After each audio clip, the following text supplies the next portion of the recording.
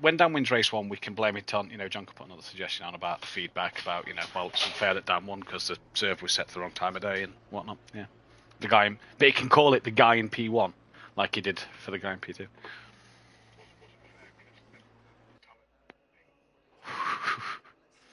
Because last night was cancelled. 226 points up for grabs and Langley still 43 in front.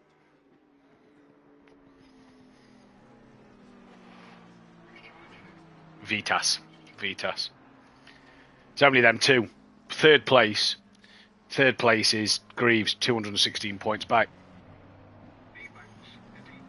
He's left for the season. He's a high school football coach. So they've all gone back to high school, and his schedule for the football season, obviously American football, has picked up, so he's just not had time to get on test and chill out and do his other things, personal life. So he's pulled out for this season, and he's hoping give the high school start of the year a couple of weeks in or months in. By the time the new season starts, he's hoping that his schedule's quieting down a little bit.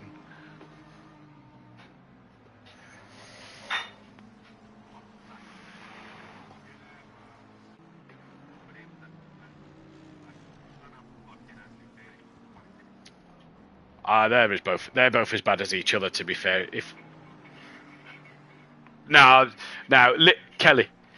Kelly, the way it happens is if Williams is behind Andrew ends up off. If Andrew's behind Williams ends up off. They just can't stop touching each other.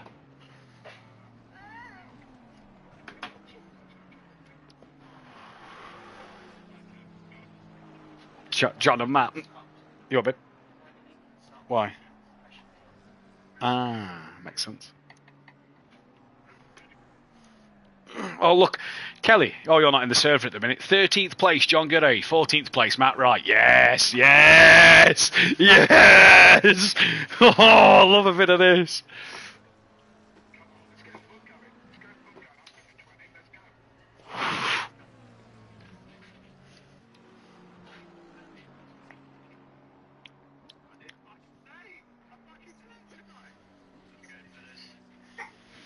Evening, Tom. Go on, Matt. What is he saying? Because we're in the Reds. We're in the Reds.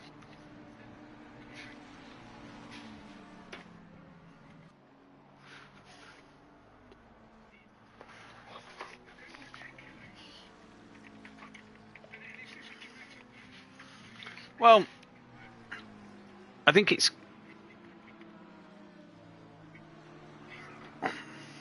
Basically, the Jeanette is Kelly.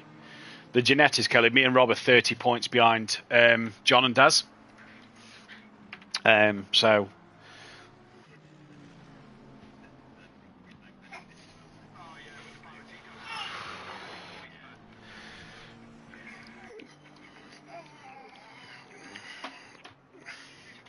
Hey, hang on a minute.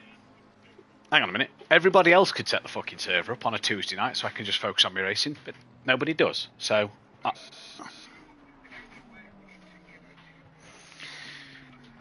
I'd just like to point out, Kelly, I didn't get another podium that night after the ballast went on, so but Friedman didn't get another race win, and John didn't get close to another 4th place. So it's not like John wasn't affected by losing 20 kilograms of ballast. It wasn't like Friedman was affected by losing 30 and me affected by losing 35.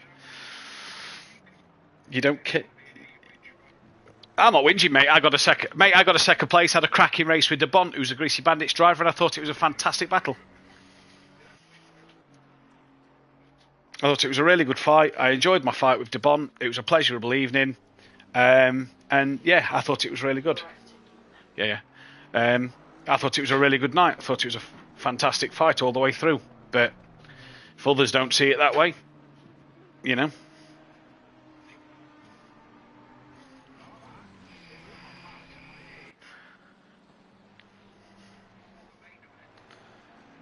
What's Rob Ding Donging at? Oh, it's a dick pic. You don't need to find any pace. You're perfectly behind John. It's perfectly poised for race 2. Hey, there's only 17 and you after 15 minutes this field's going to be strung out. So me and Kelly need something to talk about. So make sure you're on his ass, right?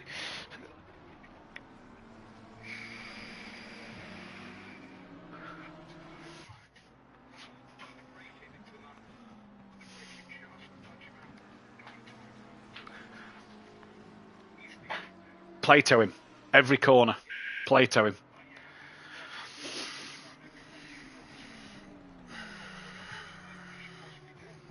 Or just don't get on the throttle. Just wait till you've turned the corner and then hit the throttle as you're facing the right way. Yeah. Warm your tyres up a little bit to make it look like you're having a wiggle. Just shake your wheel about. Yeah, tap the brake, shake the wheel, make it look like you're having a moment.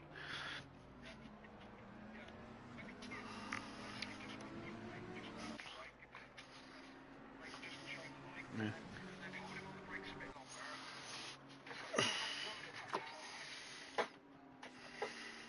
What you messaged me on, Rob?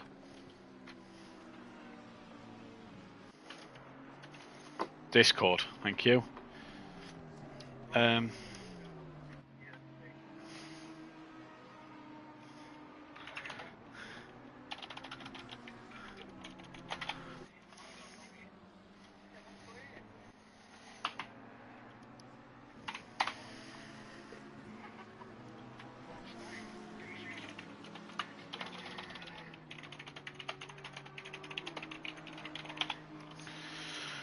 Right, let's get my stream sorted. Oh, Mara. Are you going Sunday? Are you at Donington Sunday, Steve? Did you bypass its MOT today? It's good to go then. When do you go? 3 weeks. When do you go? No, push bike, Kelly.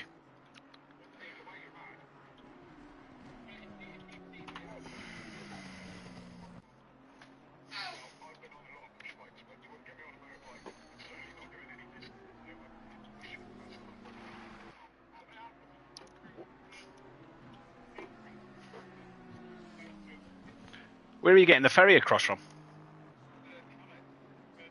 Dover to Calais, yeah, fair enough. Oh, that'd be a good fucking interesting journey through the UK on the bike. It's about a 4-hour drive. Whoa. What, you going over the Dartford crossing? Oh, up and over the bridge on a bike, I'd shit myself.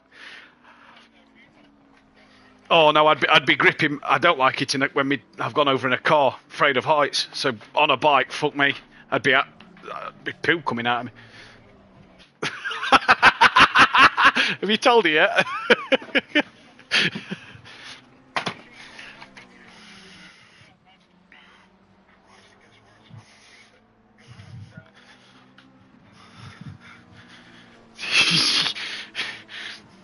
You don't have.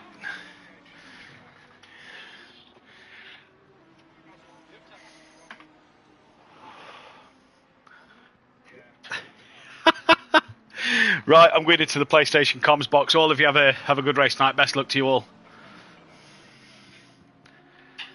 Matt, don't disappoint me and Kelly. Patrick, is Legier? Legier. Right, sorted. Best luck, boys.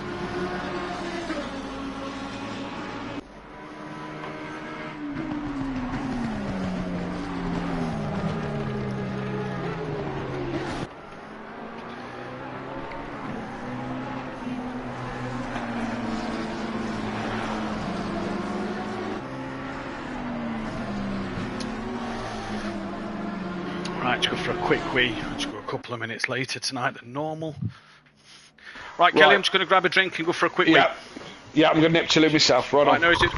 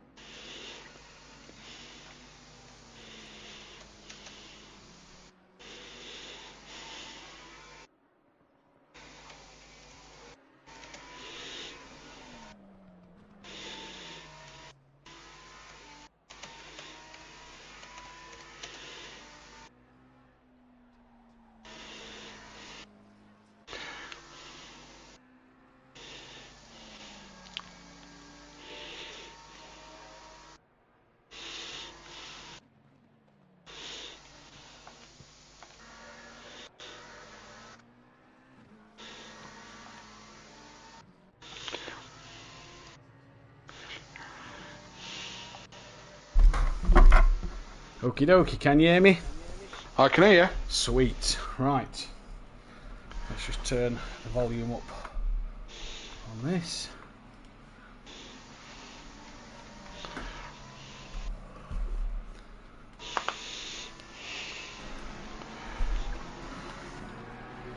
Right. Are we ready? Ready when you are. Okie dokie. Press that. Let's go on board Leger. Leger. Okay, 5-4. Good evening, ladies and gentlemen. Welcome back to Simplay Motorsport. First of all, would like to offer an apology for last night. Obviously, we had the G portal go down. We couldn't access the website at all, so that is why there was no stream for the Pro-Am drivers last night. There was no race as well due to the fact we couldn't reset the server. So Snetterton for the Pro-Ams has been cancelled for this season. Obviously, we had to start keeping one eye on next season with the Christmas and New Year period coming up.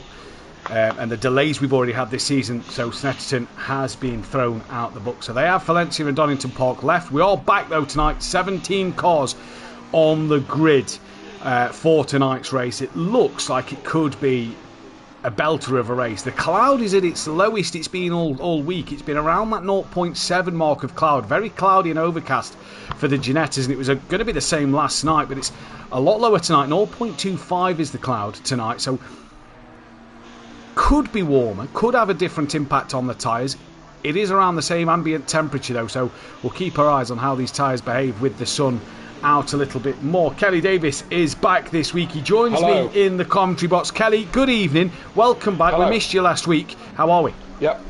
I'm very well, mate. Yeah, very, very well. I had a great holiday. I'd like to say that Barbados is lovely at this time of year. Unfortunately, I didn't go to Barbados. I went to Warwickshire, but it was still very lovely. And first things first, I'd like to say thank you to Langley for looking after my seat last week. And didn't he do a cracking job last week as well? I watched it back just today, actually. He did a cracking job. Thanks, Langley, for your for sitting in my seat. I think it might be in jeopardy in the future.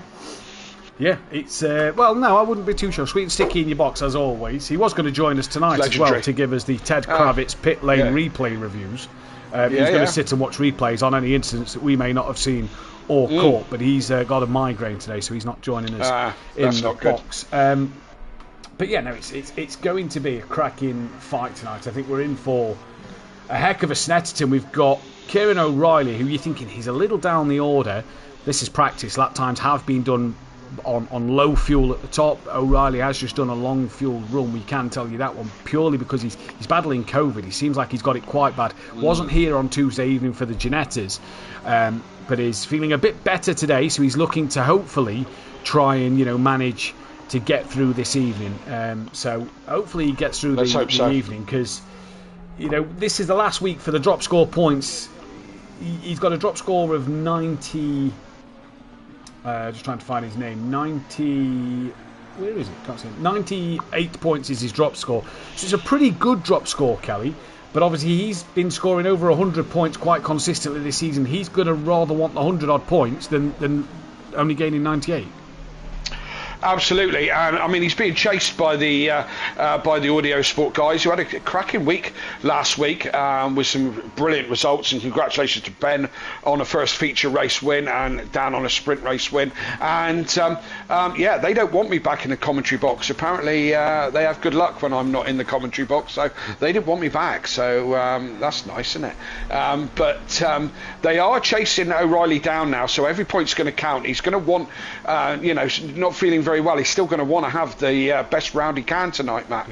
Yeah, indeed he is. It's going to be an interesting one to see what he can do tonight, as well as a few others. Brandon Williams back in the lobby. We lost him momentarily there. He had a weird Laguna, and Langley always questioned off air why we called it Spooky Laguna. He got to understand first hand last week why we called it. Stuff happens. Put it this way, Kelly. Brandon Williams, at the start of every session after it got reset, got kicked. So from practice to race 1 he got kicked, from race 1 to FP2 kicked, FP2 to quali and quali to race 2 he was kicked at the beginning of every session. So he had to start from the pit lane both times. Wednesday night, you'll love this one, Wednesday night it gave Andy Aberdeen in race 2 a drive-through penalty for being out of position at the start, right? In which he then served as the lights went green at the opening of the race. Because he'd done it before he'd actually crossed the start line to start the race, it then registered him as P1 about 15 seconds up the road from the actual P1. So what Andy did was he did another drive-through to kind of balance it out and negate that one, but he was P1 by 15 seconds. So Spooky Laguna, man, it's a real thing. Yeah, absolutely, and it stems back to our Project Cars days, because it always something used to happen. It was all a bit more sinister than like ghosts on the track and you know, like headlights of old crashes and things like that, and all kinds of weird things. The one I remember was Daniel Francis come out the pits, rear wing fell off. Now, those who remember Project Cars 2, a rear wing falling off your car gave you 100% rear damage, and it made your car drive like. Well, it was undrivable. Oh, it was undrivable. Yeah. And Daniel Francis had come out from doing his pit stop, and as he's on the pit exit, his rear wing just off it fell, and it gave him 100% rear damage. And he put the video on the Facebook page at the time, and it was like, well, yeah, and hence Spooky Laguna. But we're not at Spooky Laguna anymore. We're back on British soil. Well, where do you we got the spooky tree? We've got the scary tree, which is not actually there in real life anymore. No. That's what I was going to say. Yeah, if we're, I don't know who we're on board with, but we'll point it out to you if you don't know the legend of the spooky tree, which was there for donkey's years. We're on board with Les Yen, and it's right there. Okay, and right there, just as you come up to the hairpin, right in front of you, it looked like a man with his hands in the air, and that's now gone. I think it was cut down. Somewhere wasn't cut down. It was a storm, wasn't it? Blew over in a bad storm we had. Yeah. Just before COVID had hit, so you knew it was going to be a disastrous year in 2020 because we'd lost the scary tree. But we've still got it. We've still got it, But what I want to ask you, Kelly, is we've got on, and let's take this game and this game only. We've got Donny Park, Brands Hatch, Silverstone, Alton Park, and Snetterton. Out of them 5, I'll get your other ranking in a minute, but out of them 5 tracks on ACC, British tracks, where do you rate Snetterton? So we've got Snetterton, Donington, Alton Park, Brands and Silverstone. Brands and Silverstone. Right at the bottom. Yeah. Right at the bottom, and if I could add a few tracks in between, I would. Well, let's go UK overall. Where do you rate that one? UK overall, the only thing that's probably worse is Cadwell Park. Okay, right, overall, If we're talking touring cars, it's still your bottom one? Absolutely, yes, and twice on Sunday. Yeah. See, I'm with you on that. Dan said Alton Park is worse than Snetterton, but I quite like Alton Park. No, Alton Park's got some character to it. I mean, me and Dan are both still traumatised by our trip to Alton Park. It wasn't the best trip up and back, and it was even worse for me. No, Alton Park. When we went earlier in the year to British Touring Car, it was great to go into a new circuit. It's almost like meeting somebody famous. Do you know what I mean? You can then, you can kind of understand the corners and so on and so forth. I think Alton Park is too narrow, but Snet offers nothing. Snet is since they did £100,000 worth of unimprovements as far as I'm concerned. They might as well have left it as it was. My brother went a fair few years ago now, and he said, I've never been to a track that's so flat where you can sort of stand on the infield and see majority of it. And I just thought, that's kind of, with Alton Park, it's got a bit of undulation up and downhill, up Clay Hill after Knickerbrook, you come downhill into Cascades, and that's for me why I put Alton Park above. Yes, it's narrow, but I think it's got a bit more of a challenge to it. The bumpiness and the undulation, the elevation changes is just better. And it's got Knickerbrook. And it's got Knickerbrook, the greatest corner name in world motorsport. Ever. I will not have, you can say that El Rouge is one of the greatest corners in world motorsport. That's fine. Yeah, or Parabolica or name, Acra Minerale. But corner name is Knickerbrook and Knickerbrook only for the name alone. Yeah. If you don't know the story, put it in the chat, and me and Kelly will run you through it. But if you're bored of hearing it, if you're bored of hearing it, don't worry about it. Don't worry about it, because you're going to hear it again if nobody's heard it. Championship standings coming up then is we've got 30 seconds after practice. The drivers are on their final laps. It is Kieran O'Reilly who has a 74-point lead over both Dan Davis and Ben Ruck, tied on points after last week. We've then dropped back to that of Brandon Williams, who's 159 behind, still in it, still got a bit to play for, but not quite there or thereabouts. No overtaker tonight. He's 258 behind. Ian McGowan possibly going to be with us for race 2. He's P6. De Bonte's P7 with Clouden in P8. Gold leader Mike Matthews not here tonight. He's sunning it up in Egypt, although he's done more Discord work this week than I've ever seen him do before. While he's in Egypt, he's there for a wedding. So Mike, if you're listening, get everybody in the hotel to like and subscribe. If you haven't yet, why haven't you? Patrick Leger is second now in gold after a good week last week. 1 point clear of Matt Wright. Then it's Hibbs. He's moved up into 4th in gold. Really good back end of the season for Hibbs at the moment. Michael Harris, P13. I'd just like to say as well, from Hibbs down, they can no longer win this championship. Goudet's P14. He's climbed up a bit recently as well. Again, a good couple of results for him in recent weeks has climbed him up the order. Tordoc's 15th from Thomas Cordno. He's had a good couple of rounds recently. Rob Ramsell, a great Laguna Seca for him, P17. Stardock P18 with Rob Smith.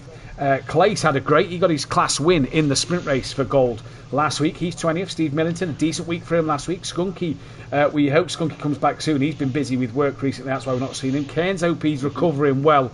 He's not been around for a few weeks, neither has Hoffa. Rizalski's had pedal problems.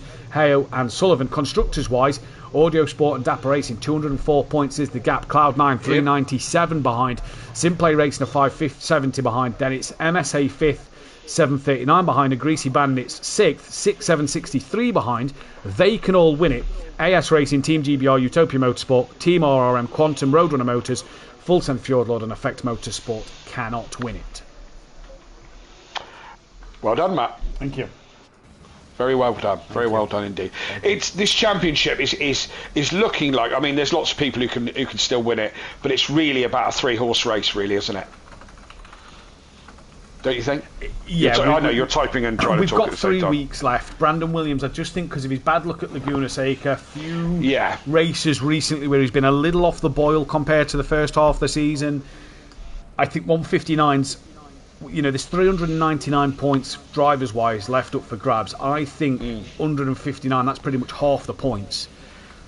That's a big ask. That's a big ask. Yeah. What you're kind of needing is Dan, Ben and O'Reilly to miss next week or Donington when there is no drop scores for them to take. Yeah, that's actually a tough poll that you've just put up there. I'm struggling with that one. But yes, you're quite right. I think it's basically down to a 3-horse race, and that's of course, Kieran has got. If he keeps with the form he's got, he could keep the Audio Sport boys at bay. But only takes one particularly bad round, doesn't it? And drop scores no longer apply this week, next week. So this is the last week for drop scores. So come next week, drop scores will not be taken.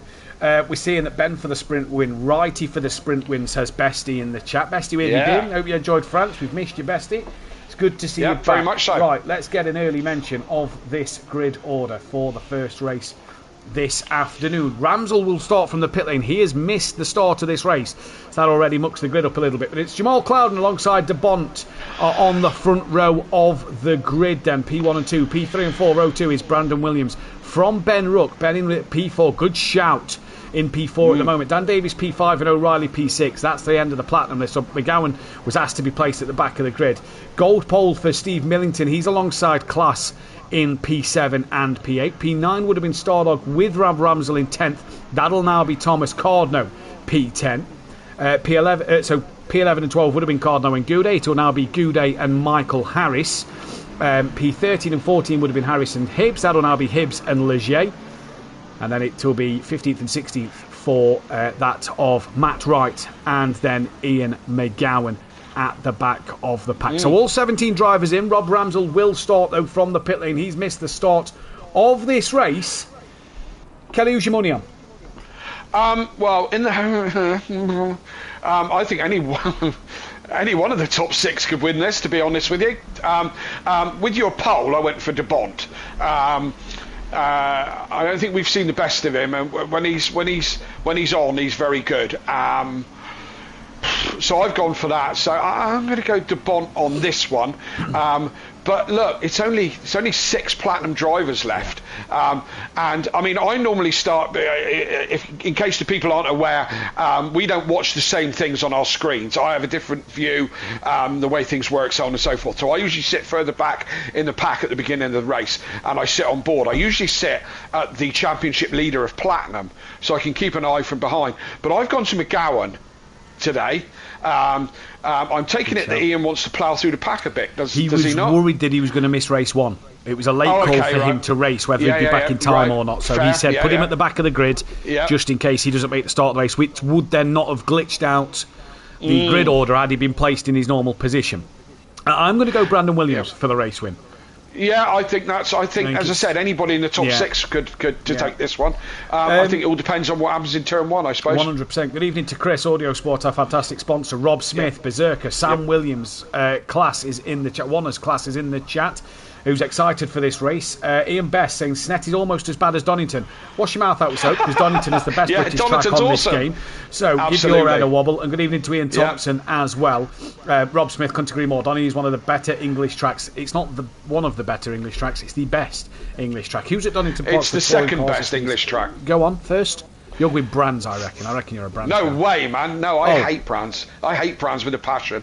No. Try again, Matt. I know it's Thruxton, but I'm thinking of the game. Oh, on the game, then Donny hands down. Right, there we go. All day long. All day long. Yeah. Right, they round the final corner. Round 21 of a longer season here. 13 races this season. Simplay's longest ever championship.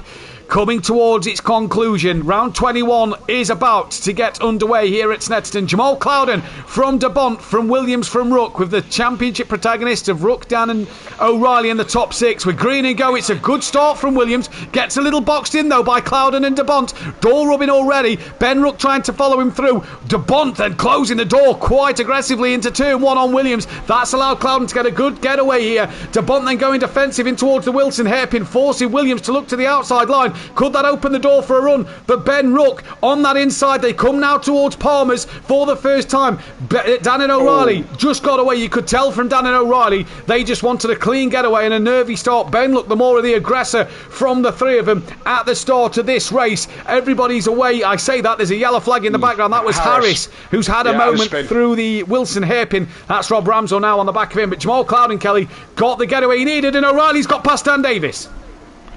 Yes, indeed. I was watching from the back and I said, pretty good at the back. Just Harris with a bit of an incident, and I don't know if he had tap from behind or not.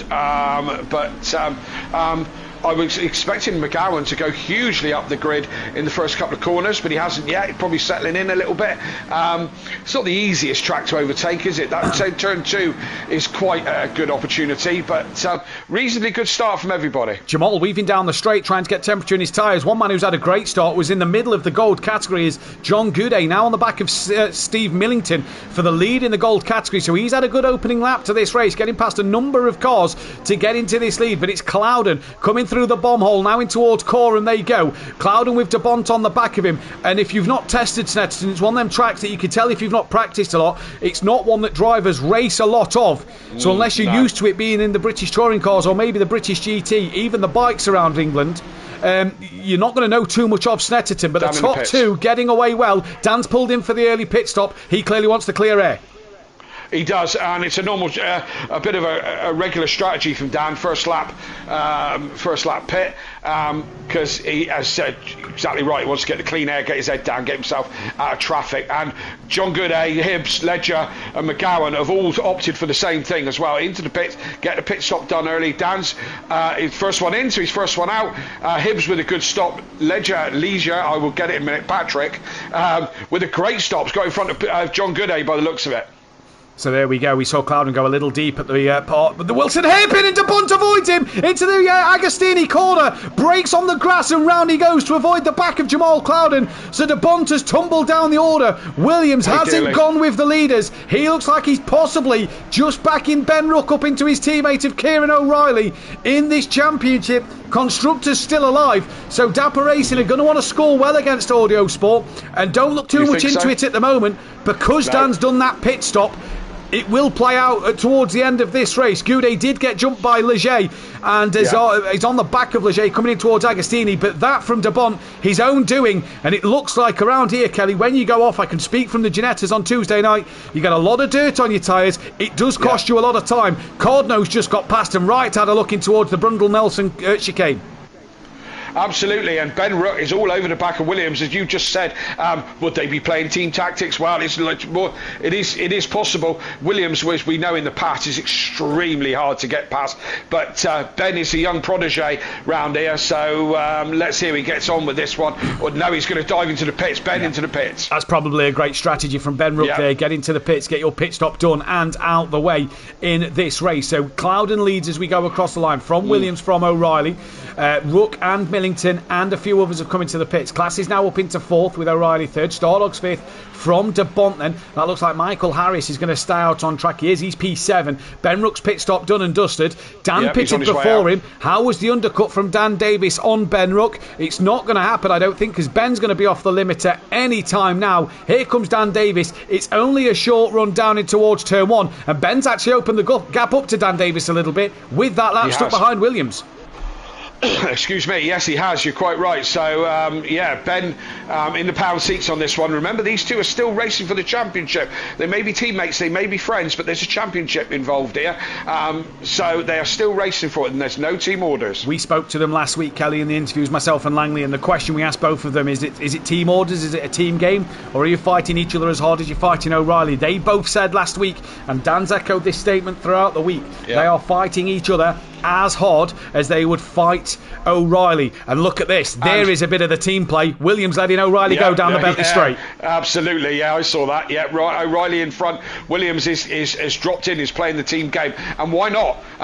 It is a team game as well as an individual sport. That's the beauty of motorsport, where your loyalties are, as we're just speaking. And just to reiterate, if anybody thinks that I've got any say in team orders over team audio sport, I haven't. I'm just the I run the company, Dan runs the team, so there's no team orders. They are free to race, and I've got no say over it. Even if I did want to imply team orders, I get no say. I've got less shout in it than you have, Matt. Exactly. De Bont is coming to the pit lane. Stardog stays out on the track. What will Michael Harris do? He'll be the last car to pit. Few cars close together. He's just looking down the back of the order. Goudet's got Matt Wright on the back of him, and McGowan and Ramsell are on the back of Thomas Cardno. Harris now into the pits. This is McGowan, lost out to Cardno a little bit. He's got Ramsell with him in this one. John Goudet and Matt Wright getting closer again, and then Leger trying to get onto the back of Hibbs. De Bont's coming out of the pit lane, and here we go, down the start line they go. Hibbs gets through, Leger gets through, and De Bont will squeeze in between, I say squeeze in, big enough gap between that of Leger and Goudet. Yes, indeed, and as you say, Matt Wright's having a look. Sorry. Yeah, he was. I'm on board with that one. As one I was about to talk about. Matt Wright is very close, probably the closest battle on track at the moment. It's Matt Wright on the back of Goudet, and they're fighting for 13th and 12th and 13th place, and they've both stopped already. Yep, Harris is in the pits. He's down to last as he comes out the pit lane. John Goudet and Hibbs, by the way, are running red and yellow and blue and yellow wheels today. For John's friend who passed away a year ago. You may remember back a year ago that they ran a special livery for that one, so that's why their wheels are a different colour for tonight in memory of John's friend. But Matt Wright, like you say, closest fight at the moment. We've got this battle between Hibbs, Leger and De Bont brewing as well, with Goudet and Wright not far in the background. We've also got Cardno, McGowan and Ramsell in a bit of a trio scrap so far. But I have to admit, Clouden at the minute has done a great job to lead this race out front. Yeah, we've said in the past, Jamal has got great pace. He's sometimes fastest lap. He's extending his lead out front. He's a man with no pressure here, really, isn't he? You know, not fighting for anything. He's got nothing to lose. At all. He can be gloves off, elbows out, and he just wants to win races. Yeah, and we said he's got a good turn of speed, but sometimes just makes a little errors that let him down. Hopefully, just get his head down. I'd like to see him win this one. I would be very happy to see Jamal win this one. So just going back to the fight of Leger and Hibbs and that of De Bont. De Bont getting closer to the back now of Leger. Down towards the first corner of Riches. Leger not having to defend just at the moment. De Bont not close enough. Dropping back towards Goudet and Wright in towards Riches as well. Wright not close enough for now. And then back to Cardno. McGowan's a little closer to Cardno than Ramsell is to McGowan, but still no manoeuvres being done there. And if we look at the fastest lap time, it's a 1:46 dead.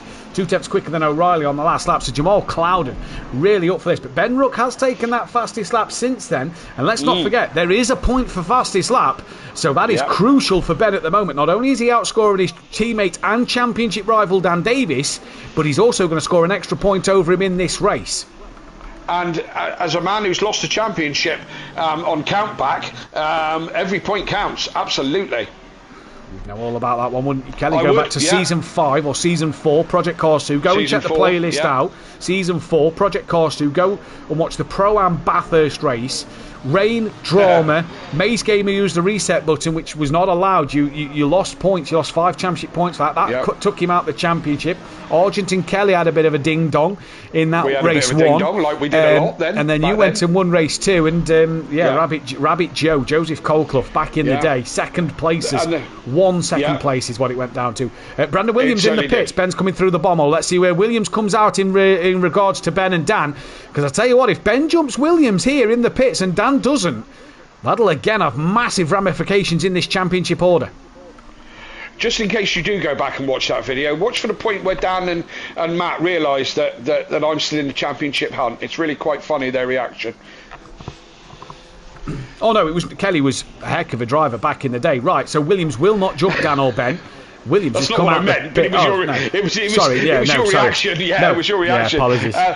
Dan now with the fastest lap and Dan's now got the fastest lap. Williams has came out behind Hibbs with Leger and De Bont all over the back of him now. Leger's actually having a look up the inside of Williams into the hairpin. Can't do it there. De Bont looking for the up and under at the Wilson hairpin. Let's go back to Goudet and Wright. Still pretty much as they were. Cardno has got McGowan up the inside. Bit of a tap wide there from McGowan on Cardno. And McGowan gets through on the exit of Wilson's and now pulls away in towards Palmer's. Ramsell could have this one. Harris looks like a retirement from this first race. So Williams now under pressure from Leger and from De Bont, but he's fallen behind that of Brook and Davis. And like you say, down with that fastest lap now. That's crucial. Absolutely. In the chat, Mickey H saying he's getting a bit bored now. Didn't expect to stay all night. Well, look at this battle that's shaping up nicely. That's Michael Harris who's in the pits. Oh, okay, yeah, I'm with you now. Okay, no, stick in it, Mike. It's you never know what'll happen, so stay with it. Jamal Clouden stays out for another lap, as does Kieran O'Reilly. What about Class now? Current net gold leader at the moment. He stays out. And it's Stardog. I think Hibbs is possibly the net leader overall in the gold championship. And again, talks circulating that gold could become its own thing next season, which gives these drivers maybe something to fight for a little harder in terms of the race wins and whatnot. But Hibbs pulling away from Williams at the moment with Leger and De Bont all over the back of him. Goudet and Wright have pretty much stayed as they was, and Ramsell now getting on the back of Cardno down the order for them two for 14th and 15th place. McGowan's checked out there. So the top 4 still to pit. We've got 3 and 3/4 minutes left in this race, and Williams now is within a second of Hibbs. So these 4 could get a little entertaining. Absolutely. It's going to get busy in the pits very, very quickly with these 4 that have still got to do it, because they've only got a little time to do it. They can do it right at the last minute, but they do have to do it. So watch out for that one. Why is Michael Harris in the pits so long? It didn't look like a lot of damage that he had. I think that may be a retirement, Kelly, and that was why his commenters in the YouTube chat there. O'Reilly is pretty solid. He is pretty solid. He's chipped that gap down. It was 2.1 a minute ago. It stays at 2.1 through the middle sector, so he's just picked up the pace a little bit, because it was 3 seconds when Clouden did the fastest lap of the race. It's chipped 9 tenths away, but I pretty much think that Clouden's got this one under wraps here, hasn't he? Yeah, he has, as long as he doesn't mess up his pit stop, of course. That could give Kieran the opportunity. Well, all O'Reilly's got to do is come out ahead of Ben and Dan, and he's that's the bonus.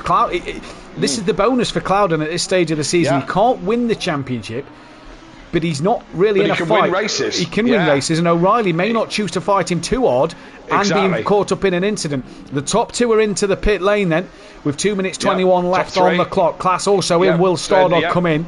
Or will Stardog think, do you know what, I'm going to lead a lap in Pro? He is going to lead a lap in the Pro category. So we will have 1 lap led for Stardog Barclay here, the gold driver in get on him this race. Here comes Ben Rook. Where's Ben to O'Reilly? He's ahead. Where's O'Reilly to Dan? O'Reilly is now off the limiter. Dan's going to be on his outside. No, he's not. O'Reilly splits Dan and Ben has jumped Jamal Clouden. So there's a car between himself and O'Reilly. There's 2 between himself and Dan. The young protagonist, as Kelly called him earlier, leads, or is the net leader of this race. Ben Rook could be on for back-to-back wins. Feature last week, sprint this week, and is this going to do his championship the world of good? It really could, yes, absolutely. Dan will be upset to see O'Reilly in front of him and Ben. He's fighting both of these, and the young protege is a bit like my first thought is Mika Hakkinen. When he had his first win, they just kept coming one after another after another.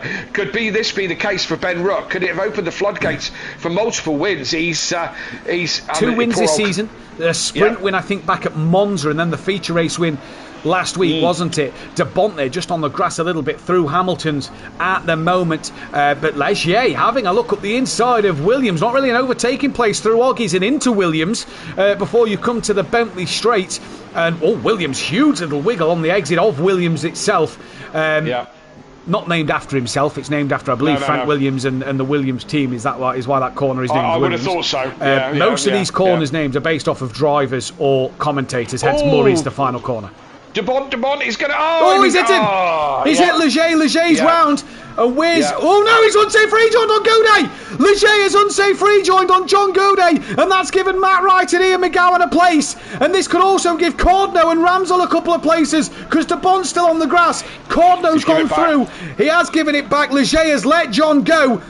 And Ramsel gets ahead of De Bont through the inside of Coram. Going to fight this one hard is De Bont on the outside there. Coram, a difficult place because you're turning right while braking to as straight as possible into Murray's. But we're on the final lap. Ben Rook leads, and I pressed the wrong button. That was De Bont. Was a little bit a little bit late on the brakes. He got out of it, chinked to the right, and then got himself on the grass. And Ramsel with quite a move round Patrick there. Patrick slowing down. I think he's letting people through, to be honest. And De Bont was on the grass and couldn't slow it down, and that's how he hit Patrick. He did indeed, and is De Bont giving a place back to Leisure? Not sure there, but De Bont was slow out of the Wilson hairpin, and Ramsel looking for as many places as he can possibly get, but Goudet was the unfortunate victim in all that. Leger unsafe rejoin into the path of John Goudet, which took John out of what is effectively now would have been a P8 for him in this race because he was ahead of Matt Wright. But Ben Rook down the Bentley Straight leads from Jamal Clouden, from Kieran O'Reilly, from Dan Davis. This the fight to watch at the moment. McGowan hassling the back of Williams, coming through Oggies into hassling the back of Matt Wright, coming through Oggies and Williams now. But Ben Rook through the bomb hole he comes in towards Coram in just a moment. Here he comes now. Coram and Murray's left to go, and Ben Rook, well, like London buses was famously once said by Kieran Argent in a season, one brings two. For Ben, it's going to be race win number 3. 3 podiums in a row, and the young protagonist is taking it to the experience of O'Reilly and Dan Davis. Ben Rook wins race 1 of Snetterton from Jamal Clouden on the podium, and Kieran O'Reilly stays ahead of Dan Davis in P4. Dan will keep the fastest lap though. Class gold win for him once again in the sprint race. P5 Hibbs, great drive for P6, stayed ahead of Brandon Williams. Matt Wright and McGowan going side by side to the line. Wright gets it ahead of Ian McGowan, P9. John Goudet disappointed to lose out them 2 places at the end, P10. Cardno, P11. From then what will be Stardog, who hangs on in there from Ramsel, Leger from De Bont, and we just await for Steve Millington. But Kelly, talking points in that race already. I'm sure tickets will be coming in from what we've just seen. But the biggest talking point, Ben Rook, race winner. Ben Rook, indeed, he is the Oscar Piastri of the moment, isn't he, all of a sudden? And another race win, and a great one there for Ben. Moves him forward, got to move him in front of Dan Davis in the championship, because they were tied on points. So, and a couple of places in front. I feel for Jamal, he gave it a reasonably faultless race from what I saw, and ends up with, he's on the podium, but maybe a race win could have been good. McGowan with a strong drive there. Remember, he was back at the grid there to end up in 9th place. And Matt Wright, I think Matt Wright was kind of in the right place at the right time when the whole De Bont and Ligier accident. I'll get there in a minute. I'll get there with Ligier. He was in the middle of that incident and kind of got away with some of that. So yeah, some great action, great action, and we've still got a feature race to do yet. We've still got a feature race to do. That is Class's second category win of the season, but that already has big championship ramifications. Ben Rook, your race 1 winner.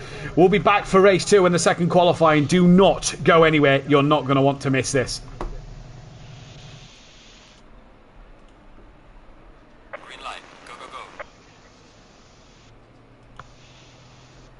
And we are clear. Oh, that'll be John Gooday with another tantrum, won't it? Remember before the stream somebody said Audio Sport doesn't seem to be in that mix? He's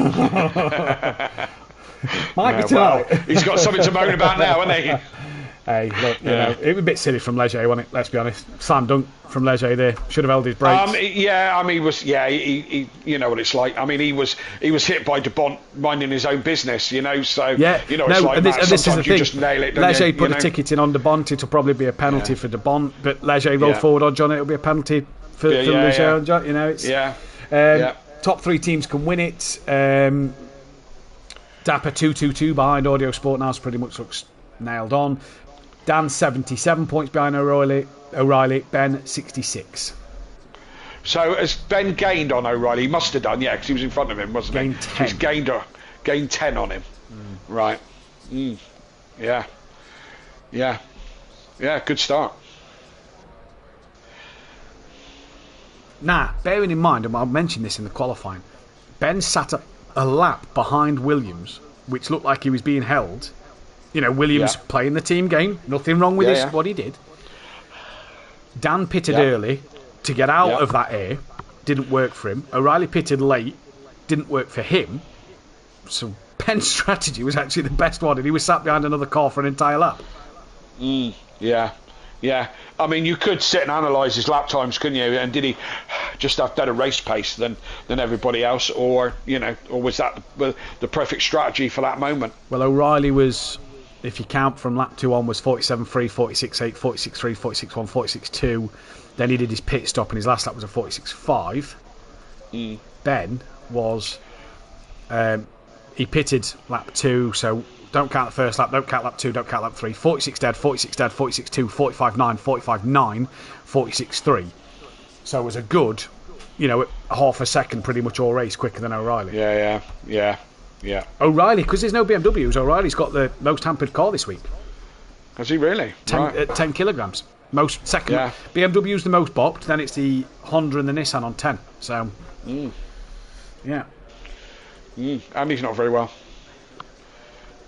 Yeah, Andy's not very well. Still think it was quite a good drive, to be fair. Oh, no, I'm taking nothing away from the drive. No. O'Reilly, even with 40 kilos in Jeanette, has put in the pace in that's unreal.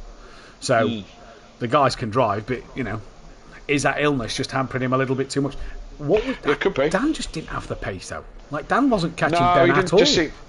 No, he didn't seem to be. I mean, he's just gone out. So if Dan's gone out, that probably means he wants to change something. So Dan's pace matched O'Reilly's, bar the 2:50.45s he did, and obviously one was the fastest lap. Dan then did a 47.8 on lap 7, invalidated. So he's obviously had a moment somewhere. And O'Reilly beat him into, I don't know if he beat him into turn 1 or turn 2 or whatever, but O'Reilly was in front of Dan reasonably quickly, wasn't he? Well, in the first lap. The lap O'Reilly pitted was the lap Dan invalidated and did a 47.8. So Dan's clearly had a moment, the lap O'Reilly's come in the pit. So if Dan doesn't have that moment, does Dan jump O'Reilly? But Dan to go out on track in FP2, he's not happy with something. He's changing something, yeah. He didn't look at the races, did he? Right. Pit stop for myself. Yeah, I'm going to go get a drink. Yeah. I'll be back.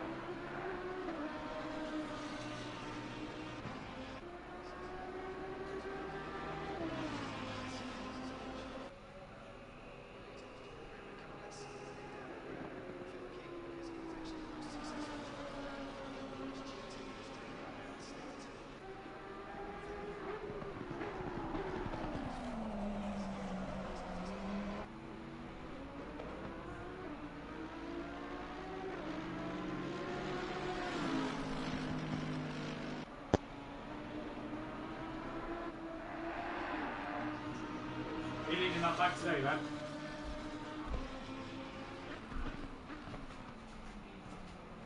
Yeah. Well, the receipt's in it, if you remember.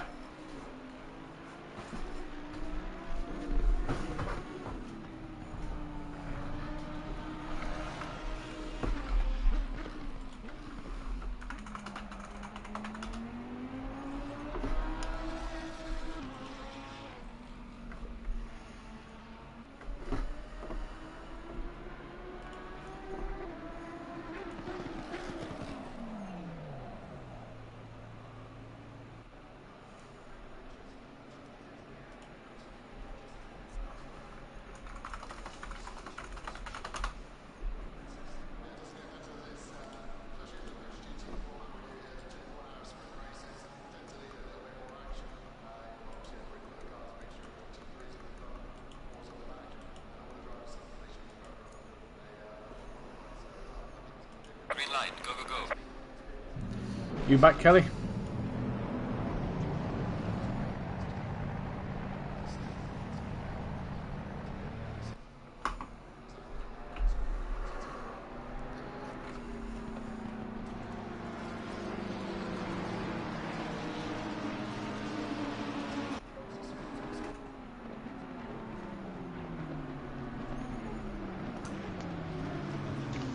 Did you hear me, Matt? I didn't. I can now, though. Okay.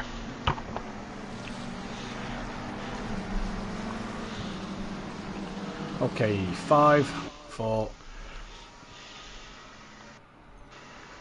Welcome back then, ladies and gentlemen, to Simplay Motorsport here for the second race of the evening. It's qualifying time. Another point up for grabs. Who will take that pole position? This is going to be the interesting one. Jamal, first man out the pits. I'm just going to go down the order a little bit. This man, Rob Ramsell, third on track at the moment. He's managed to make it out the pit lane on his outlap in qualifying tonight. There was a moment, if it was caught, I don't know if Dan had caught it on the Ginettas the other night. He turned his ignition off on pit entry and I heard about this. Was absolutely pummeled from 4 or 5 cars behind on exiting the pits because he crossed the pit line for it to ghost. And he couldn't return to the pits because as every car hit him, it kept moving his car, so it kept saying that he needs to be stationary before returning to the pit lane. So he's made it out today, thankfully. Rob Ramsell. You couldn't make it up, could you? You couldn't make it up, but it could only happen to Rob Ramsell, to be fair. But he's made it out the pit lane in this one, so everybody's in one piece, thankfully. De Bont will carry a qualifying ban in this race. Now, championship ramifications. O'Reilly has a 66-point lead over Ben Rook, 77 to Dan Davis. It's 172 to Williams now. So with 333 points up for grabs, Williams is just there really to play that team game for O'Reilly. Clouden moves up ahead of McGowan and De Bont, an overtaker, into P5. It'll then be McGowan, De Bont, overtaker. Mike Matthews still leading gold from Matt Wright by 3 points. But Mike's not here tonight. Mike's drop score is 13, so he'll gain 13 points only. So Matt will want a good lead tonight in this one. Leger drops to third with Hibbs in 12th. Goudet goes ahead of Harris, 13th and 14th. With Tardog 15th. Cardno from Ramsell, from Stardog from Class with another category gold win in race 1. And it's Rob Smith, Steve Millington, Skunky, Cairns, Hoffer, Rosowski, Hare, Sullivan.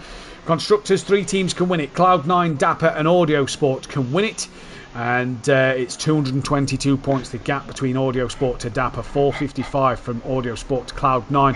It sends Simplay Racing, Greasy Bandits Racing, AS Racing, MSA, GBR, RRM, Utopia Quantum, Roadrunner Motors, Full Sense Fjord Laws and Effect Motorsport in that one. So interesting at the minute race 1, Kelly.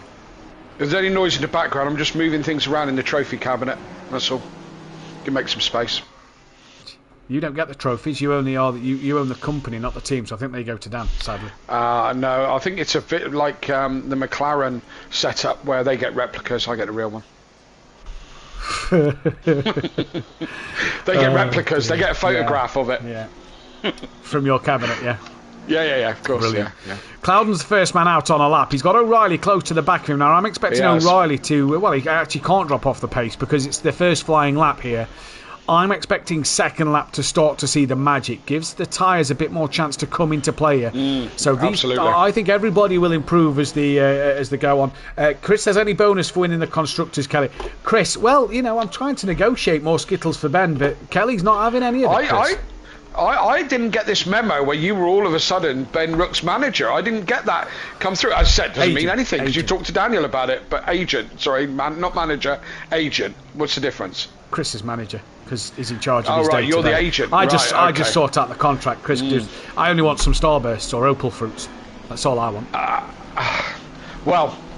I don't think this needs to be done on stream, these kind of negotiations. Dan has just returned to the pit lane. Yes, he has. Still not happy with his car. Well, he was the only man out in free practice 2, and it's unlike Dan to be out in free practice 2. So clearly, something not happy that he's not happy with. He's coming out the pit lane now. That is class going through. So Dan will have a good clear road and he can take his time because he's only got Stardog a bit further behind. But it's Class who's currently your provisional pole setter at the moment. From O'Reilly, from Ben Rook, from McGowan, Hibbs, Cordno, Ramsell, Leger, Goudet, Clouden and Millington. Dan no lap time, Wright, Stardog and Williams no lap time at the moment. Although Stardog's just about to cross the line. So let's see.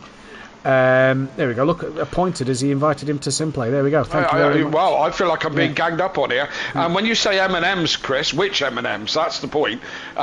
Because I ain't giving away no peanut ones. They're the best ones. So I ain't giving them. I think my client would like a bag of peanuts, a bag of crispy, and a bag of chocolate ones. To be fair, well, all of them. I think you remember that he was paid in full for 4 seasons, and I'll tell you how watertight this contract was because one bag were giant Skittles. Okay, so that is a watertight contract for the next 4 seasons, 4 including this one. And don't give me that if he's a champion status. Well, if he gets there, then maybe we'll talk about. Let's see what happens at the moment because Jamal Clouden just gone. What am I talking about? I'm not even the manager. Dan's the manager. Clouden's just gone provisional pole. Now Ben Rook goes provisional pole by 0.6 of a second. Think he may need some more Skittles for his qualifying pace to match his race pace at the minute. 0.6 to Clouden and to O'Reilly. That is a big margin at the moment. We're going back to Steve Millington. Next one we're going to see. In fact, no, car number 9 that's Leger. Then we'll drop to Millington. Good evening to Phil Raiden in the chat. Can tell it's the end of the season. Only 17 cars. Indeed, you can, Phil. Unfortunately, yeah. Chris says all of the above. And Rob Smith, don't forget the brownie M&Ms. Oh, well, 4 bags of M&Ms and Rob Smith. Thank you very much. Damien Hibbs towards the line. What can he do before Class is going to come and try and improve on his time? He does not. That's Dan Davis, who is just now going to start his first flying lap. 3.5 minutes, Kelly. He's got to get a wiggle on. It can be done, but he's leaving it very late. Needs to put himself in the top 5 at least, doesn't he? You know. But yeah, let's see what happens. Let's see if he's made some changes. Excuse me, for the best. I do apologise. Thatcher's blood orange went down the wrong way a little bit there. Other ciders are available. The biggest question is, we found out last week that Bennett had a beer before racing. Has he had a beer tonight to get another race win? Chris will be able to fill us in on this one. He won't be having one next week. Smarties, but just the original blue ones, full of E numbers. And hey, Chris, you've got to deal with him, living in the same household, so I'm sure that'll be brilliant for you to deal with. And I heard Kelly, that was stressful last week. Kelly, original blue Smarties, yeah? We'll try and dig them out. That's the deal. I don't think they do them anymore, do they? Original blue ones. I think there was some sort of who's had a moment? Somebody's put the marker boards all over the track. Just gone to the pits with the yellow flag, so I assume him, McGowan to the line now. He goes up into P3. Here comes Ben Rook. Can he find any more time? No, he cannot. No improvements from anybody at the minute. Williams hasn't set a time. Here he comes now. To pop a lap time on the board. No, he doesn't. So still no lap time. John Goudet, 1.5 off the pace. Couple of tenths separating him. Well, it was because he's now just jumped Matt Wright and that of Hibbs. So he moves up the order a little bit there. Car 31. Who is 31? That is Hibbs, who's coming to the line now. There's an awful lot of talk about Ben Rook's future and his contracts. We're not hearing any of this from Ben, are we? He's the only one not talking about it. Dan's coming to the line. What's he going to do? Well, Hibbs has just gone above Goudet, so he's took that place back. Dan to the line, second place by just under 2 tenths. But the problem is Dan's got the traffic of Millington just in front of him, so how much will that play? Well, he's just invalidated his lap. Dan's got to keep pushing here. He needs to get a final lap. In fact, I don't think he's got time. I don't know if he'll get there. Yeah, I don't know if he'll get there. What's he got? Minute 28. Oh, how far is he into the lap? Not far enough. No, I don't think he's going to have time here, Kelly. I think that's Dan done. I would push it, wouldn't you? Oh, I would push 100% it push it, yeah. 100% I'd push it, but that could be Dan done in this qualifying session. That is a real turn up for the books. Well, it'd be all right if he stays where he is. That would be damage limitation. But let's see if he gets round for another go. Chris Rook saying that he sold his car, so he's going in the garage. Yeah, well, that sounds great. Yeah, Ben set up in the garage. Nice little sim rig room. There we go. Yeah. Clouden improved and found 2/10. O'Reilly's gone and found near enough the whole 6/10 to move himself up and split the Audio Sport boys. McGowan now moves up to 4th. Can Ben Rook find any more time? No, but crucially gets another lap time on the board. The 5:15 is coming to the line. I can't see the 5:15. It's Brandon Williams. He moves into 10th place. Matt Wright, did he improve on his lap time? He does. He moves into 9th. What about Goudet? He goes back ahead of Matt Wright. What about Cordno and Leger? Cordno moves up to 11th. What about Leger? No improvement for him this time around. Next car is Hibbs. So Dan has called it a day. He's gone off. He's done. He cannot get another lap in. Dan will be behind his 2 championship rivals at least in this qualifying session. Yes, absolutely. And we'll see who improves from here on in. He's going to be hoping and praying that no one goes quicker. He is indeed. Millington goes ahead of Stardog and just gets 1 extra lap in at the line there. So Jamal Cloud will be the first man to finish. Davis, Hibbs, Goudet, DeBont and Harris in the pit lane, as I believe is Stardog. 741 in the pit. So Dan here has got to hope and pray for something out of this, that nobody else can jump him. Absolutely. That's exactly what he'll be hoping for. Jamal's not a million miles away, neither is Ian McGowan. No. So Dan losing 2 places in qualifying could be catastrophic. And Jamal's going to be the first man to finish his qualifying lap. So let's keep our eyes on what Jamal's going to do here, because this could be a huge one. In terms of this qualifying, does Jamal go ahead of Dan Davis? He stays out on the circuit, keeps it tight to the pit wall. Jamal Clouden improves, but not enough. O'Reilly improves, but not enough. What about McGowan? Can McGowan upset Dan's night even more? Yes, he can! Goes P2! Yes. But it crucially is Ben Pitts. It's provisional pole. Yes, indeed, and I don't think anyone else is going to go quicker.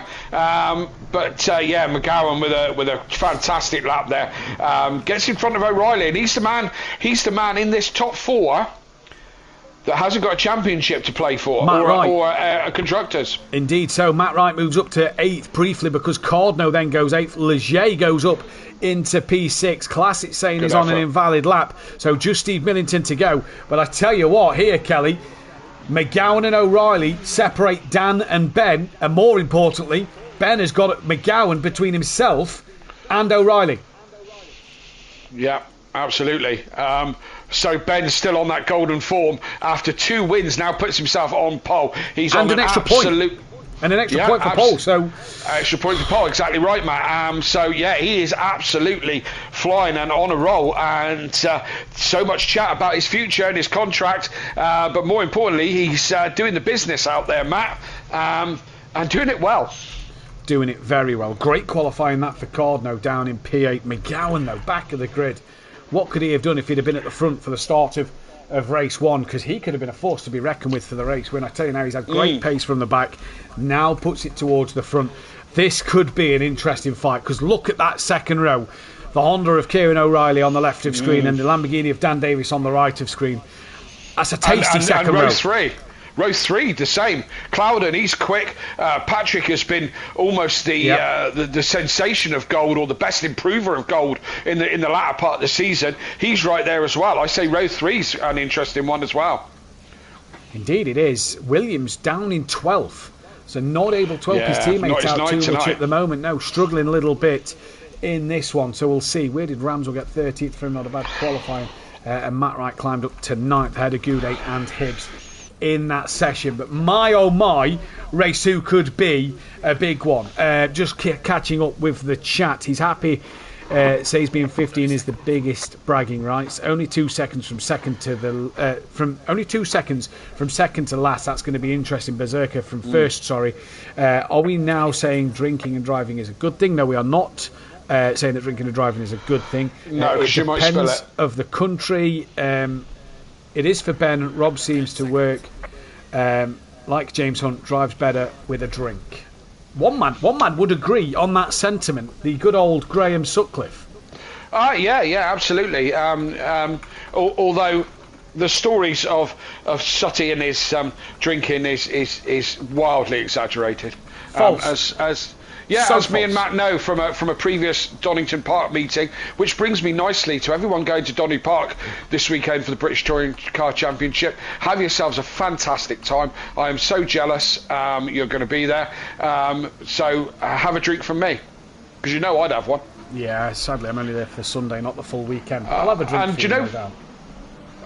do you know who I saw at the weekend at the festival I went to? Go on. Rick Parfitt Jr. And we've heard him play before, haven't we? We have. We had a good drink and a boogie outside his tent when he was playing there. He was in the Car Gods BMW team at the time, playing a bit of a gig. One of the other drivers, I think, was doing the drums that night, and cracking night that was. It certainly was. Just in case you don't know, Rick Parfitt Jr. is he's the son of Rick Parfitt, one of the famous frontmen of Status Quo, and he played when he was a touring car driver as well. Who have we lost? Just trying to see. Rook, while you're working that out, I'll finish. Cloud and Class, Cardno, right, Leger. Oh, what a shame. Oh. Hopefully he can get back in. Can he get back? Yeah, he can get back in before the start, can he? Yeah, he's in now, but he'll be a pit lane start for him. Yeah. That's a shame. Rick Parfitt Jr. was also a touring car driver. Wasn't bothering Tom Ingram and Sutton too much, but he was a touring car driver just the same, and he played. Correct though. PN's in the chat. PN, if you're still listening, you can confirm this one. British GT champion was Rich Parfitt Jr. I think in the Bentley back in the day. Yeah, well, could well have been. And he did a bit of an impromptu gig for his team, and we happened to be standing outside that tent, so we heard all of it. And I saw him play for Properly at the weekend, and he's very good actually. Very, very good. Very good. Great entertainer.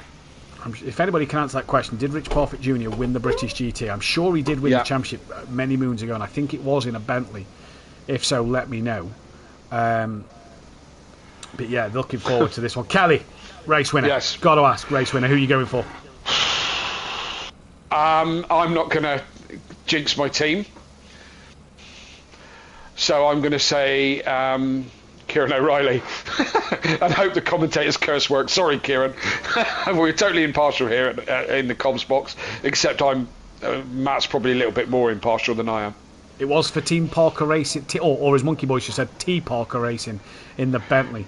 There we go. Was a British GT champion. Glad you've turned up, Andy. All of a sudden, you could have said hello earlier in the evening instead of. But he's retracted his message because he's going to put Team Parker Racing and not make himself look a fool. Too late. Too late. It's already been said, Monkey Boy. It's out there for the world now. It'll be on YouTube for YouTube history. Forever. Yep. So forever. We've seen your comment already. I'm going. Do you know what? I fancy McGowan. I don't know why. Okay. He's got pace. Yeah. I could fancy nothing to lose, Kelly, and that's what I'm thinking here. Now the question is, O'Reilly and Dan champions at Simplay Motorsport. We know that. O'Reilly won the GT4s last year. Dan's 10-time champion. Ben's not. Are we going to see that rookie, on a or not rookie, but new champion possibly to be crowned sort of errors creep in? McGowan has nothing to play for. How hard is Ben going to fight this? That's going to be the question. We are, though, for round 22, about to go green and go here in this race. And we go now, green and go here at the start of race number 2 of the evening at Snetterton. And Dan gets a good launch already, side by side with Kieran O'Reilly to the outside of Richie's for turn 1. Dan getting a very close to O'Reilly's rear. You'd have hated to have tapped each other around there. They're still side by side. Ben got the launch he needed. McGowan covers the inside line of O'Reilly, but Dan's on the outside. A tap on O'Reilly to the back of McGowan and a tap to Dan. Side by side still. Dan's just got the nose there for O'Reilly. He has it now, but is he still going to look up the inside of Palmer's? I said that Ben, the rookie in this championship fight, is probably going to be the one to not be as aggressive, but it's Dan and O'Reilly being aggressive. Now Clouden to the outside of Agostini, looking aggressive on Davis, goes around the outside of Dan. Can he hold on to it though? The title line not always the best, and Jamal gets ahead of Dan. Dan's night on a British track going from bad to worse. Yeah, I think Dan was in the wrong place at the wrong time, to be fair. O'Reilly, he had the jump on O'Reilly, but then got stuck in behind McGowan, and O'Reilly had the better line and the better drive out of the corner. That then opened it up for Jamal to have a run as well. So I think that was just Dan being in the wrong place at the wrong time, the wrong part of the track, and everyone else is able to capitalise on it. From what I saw, clean start. Very clean start from what we saw. Leger obviously off the back because of the fact he started from the pit lane. Goudet looks like he's pulling out on somebody there, attacking or defending. Looks like he's defending from Rob Ramsell into Brundle, and Nelson goes deep at the first part. Oh, and there's contact between the two teammates of Millington and Ramsell. Millington pushing Ramsell off, and Ramsell loses out to DuPont and to Harris. So John was defending from Ramsell there, and Ramsell comes off the worst, but Ben got away well at the start from McGowan. Then it's O'Reilly from Cloud and from Dan as we come towards the start line. Williams went from 12th to 7th. What an opening lap for him. Absolutely. 12th to 7th, yeah, brilliant for him. Yeah, really good. I say, a bit of argy-bargy at the back, but no real dramas for anybody. Poor old Patrick with that disconnection is now 5 seconds off the back of the pack. 2.9. Coming up to, 2.9, so it's coming back as he catches him up. But Ben Rook with the fastest lap did exactly what he needed to do at the start. Yep. Get away, get clear. Well, we do not give away fuel strategy on air, no. But I can see it in front of me, and there is a lot of split strategies going on in this race tonight. Let me tell you, at the moment, Ben did do the best lap. Obviously, he will do from pole position. Don't look at the first lap of the race at all, but it was interesting to see that Dan was even slower than Klaas and Williams on that opening lap. So just shows Dan's opening lap struggles. May not have got the tyres in the right window as well, Kelly, at the start. Yeah, absolutely. It takes a couple of laps to get these tyres up to the right pressure. I don't know how sensitive Snet is. DuPont goes very deep, but manages to put it all back together. I don't know how sensitive Snet is. I try and avoid the place like the plague, but it usually takes a couple of laps to get your tyres exactly where you want them. That seemed to be the case on Tuesday night, but like we said, there was a lot more cloud cover Tuesday night than tonight. Same temperature, but a lot more cloud cover. So we'll keep our eyes on these tyres at the moment. Back on with Dan though, not really gaining on Clouden at all. Clouden's hassling the back of O'Reilly, down to Matt Wright. That's the closest fight at the moment. To Hibbs on Matt Wright. That's the closest fight at the moment. Hibbs trying to hunt down after Wright. Wright's trying to catch Cardno, not close enough at the moment. We've got DuPont bouncing over the curb on the outside of the bomb hole. It was an awful curb to go on because it is so bumpy out there on the outside. And Kelly, talk us through how hard Coram is, because you're turning right for Coram, but then you've got to try and brake as straight as you can into Murray's. I mean, the last sector of this track is really technical. When you come out the bomb hole, you're then just somewhere between not flat out, round that ever never ending right hander, and then as you say, you've got to brake. You're turning right and trying to brake straight for a 90-degree left hander. The last corner is a real challenge. It really is. Yeah, it really is. Well, McGowan all up the rear spoiler of Ben Rook now into Agostini. There you go. Once again, McGowan, fastest man on circuit last time round. So interesting to see this from McGowan at the moment. Got good pace out there. And Dan can't do anything just at this moment in time. I was just thinking about Dan. Is Dan now thinking to himself, let's just have a watching brief? It's a long way to go, Matt. And he's huge, yeah. Yeah, and he's only a couple of seconds off the lead at this moment. Clouden's got nothing to lose, so he can go ahead and attack O'Reilly. If Dan's attacking the back of Clouden's not going forward. Is he better off letting Clouden attack O'Reilly and hoping for some sort of incident? I tend to agree with you, Kelly, but I don't think Dan's close enough, and I think Dan runs the risk of Williams is only 2 cars behind him. Now, if Williams can crack on with this and Klaas can gain on the back of Dan, that puts Dan under more pressure. Sorry, mate. It is.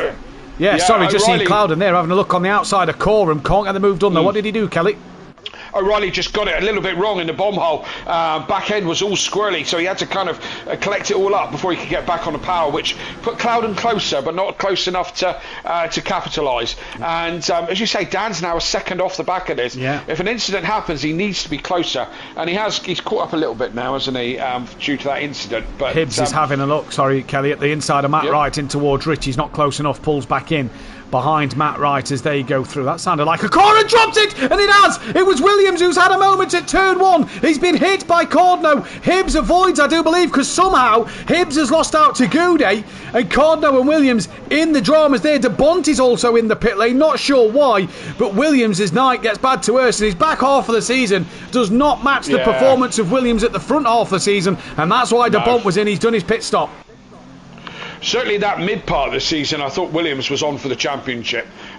He seemed to be unstoppable. Well, at one stage it looked like it was a Williams-O'Reilly fight, didn't it? When Silf and Tardock had started to not race as much, it looked like an O'Reilly-Williams championship. And hats off to Dan and Ben for pulling themselves back in this one. You got to think Dan's got a new wheel from Monza. Had a shock in Monza. Stop go penalty race 1, put him down the order. Big penalty race 2 for the turn 1 incident, put him down the order. So Dan's had to learn again, sort of, and adapt to a new wheel. And he's been on the back foot. Dan losing even more time. Who's that off in the background? That is the 741 of Stardog, who's gone massively off through Williams. And that is Steve Millington, who is stopped on the grass. Not sure why. Yellow flag's flying. He stopped on the grass. And as you say, unsure why. Hopefully that'll come clear. The top 5 still, top 4 should I say, very close. Dan's been dropped just a little bit. O'Reilly is pulling in McGowan a little bit, and Clouder's going right with him as well. So again, if you wanted to start talking team tactics, is Ben backing him up? Get Dan back in this hunt? I wouldn't have thought so. But I don't see why Ben needs to back them up. I think Ben just needs to start to get the hammer down and go, doesn't he?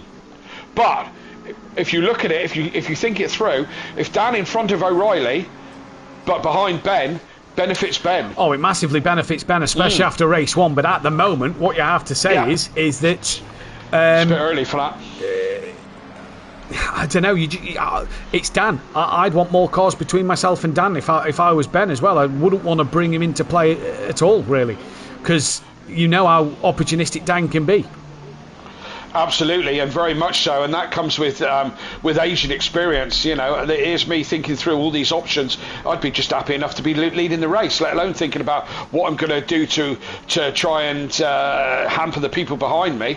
The older we get, the more we think of these things. Exactly. John Gooday on the back of Matt Wright with Hibbs behind him. I don't know what happened to Hibbs. I don't know if he had to avoid the incident of Cordno and Williams being spun around at turn 1, because he was behind Matt Wright and then lost out to John, and John wasn't really near the back of them, so unsure what happened there. But John on the back of Wright with Hibbs close to him. Millington's in the pits. We've lost Williams from this race. That's a shame. Oh, Cloudham with a bit of a moment just out of the exit of the bomb hole there. They seem to be struggling through the bomb hole. It is a tricky little corner as well, isn't it, to get right? You get it right, it's on camber. It's like a bomb hole, funnily enough. It sucks you in and spits you out the other side. If you get it right, it's hugely rewarding. You get it wrong, and it really does spit you out the other side. Well, McGowan's back on that rear wing of Ben Rook here in towards Richie's for turn 1 at the moment. McGowan really trying to give this to Ben Rook and make his evening a little harder than normal. And Dan with Ben and, with O'Reilly and Clouden now. Yeah, Dan's come back to the party a little bit now, and Clouden's still hassling the back of O'Reilly, and very close to him. So good battle. Dan goes a little bit deep. Oh yeah. A little bit. It keeps it all together. But again, from Dan's perspective, he can still see first place, and we've got an hour to go. Yeah, I think Dan would love Clouden to get past O'Reilly, so that Dan could have a go at O'Reilly more than anything at the moment. I think that's Ben's best hope, is Dan passing O'Reilly where they are for smaller points. If this was without Clouden and McGowan in the fight, then I don't think Ben's going to give a damn on where Dan and O'Reilly finish. I think it's points over them at the end of the day, and like Chris has just said, too close on points. Dan and Ben are fighting. Also, Ben needs an impartial friend between him and Dan and O'Reilly. I don't think he's got a friend. I don't think he's got a friend, but what he has got is he's got a McGowan and a Clouden that are really upsetting the apple cart here. The two McLaren drivers are really, very racy. Yeah.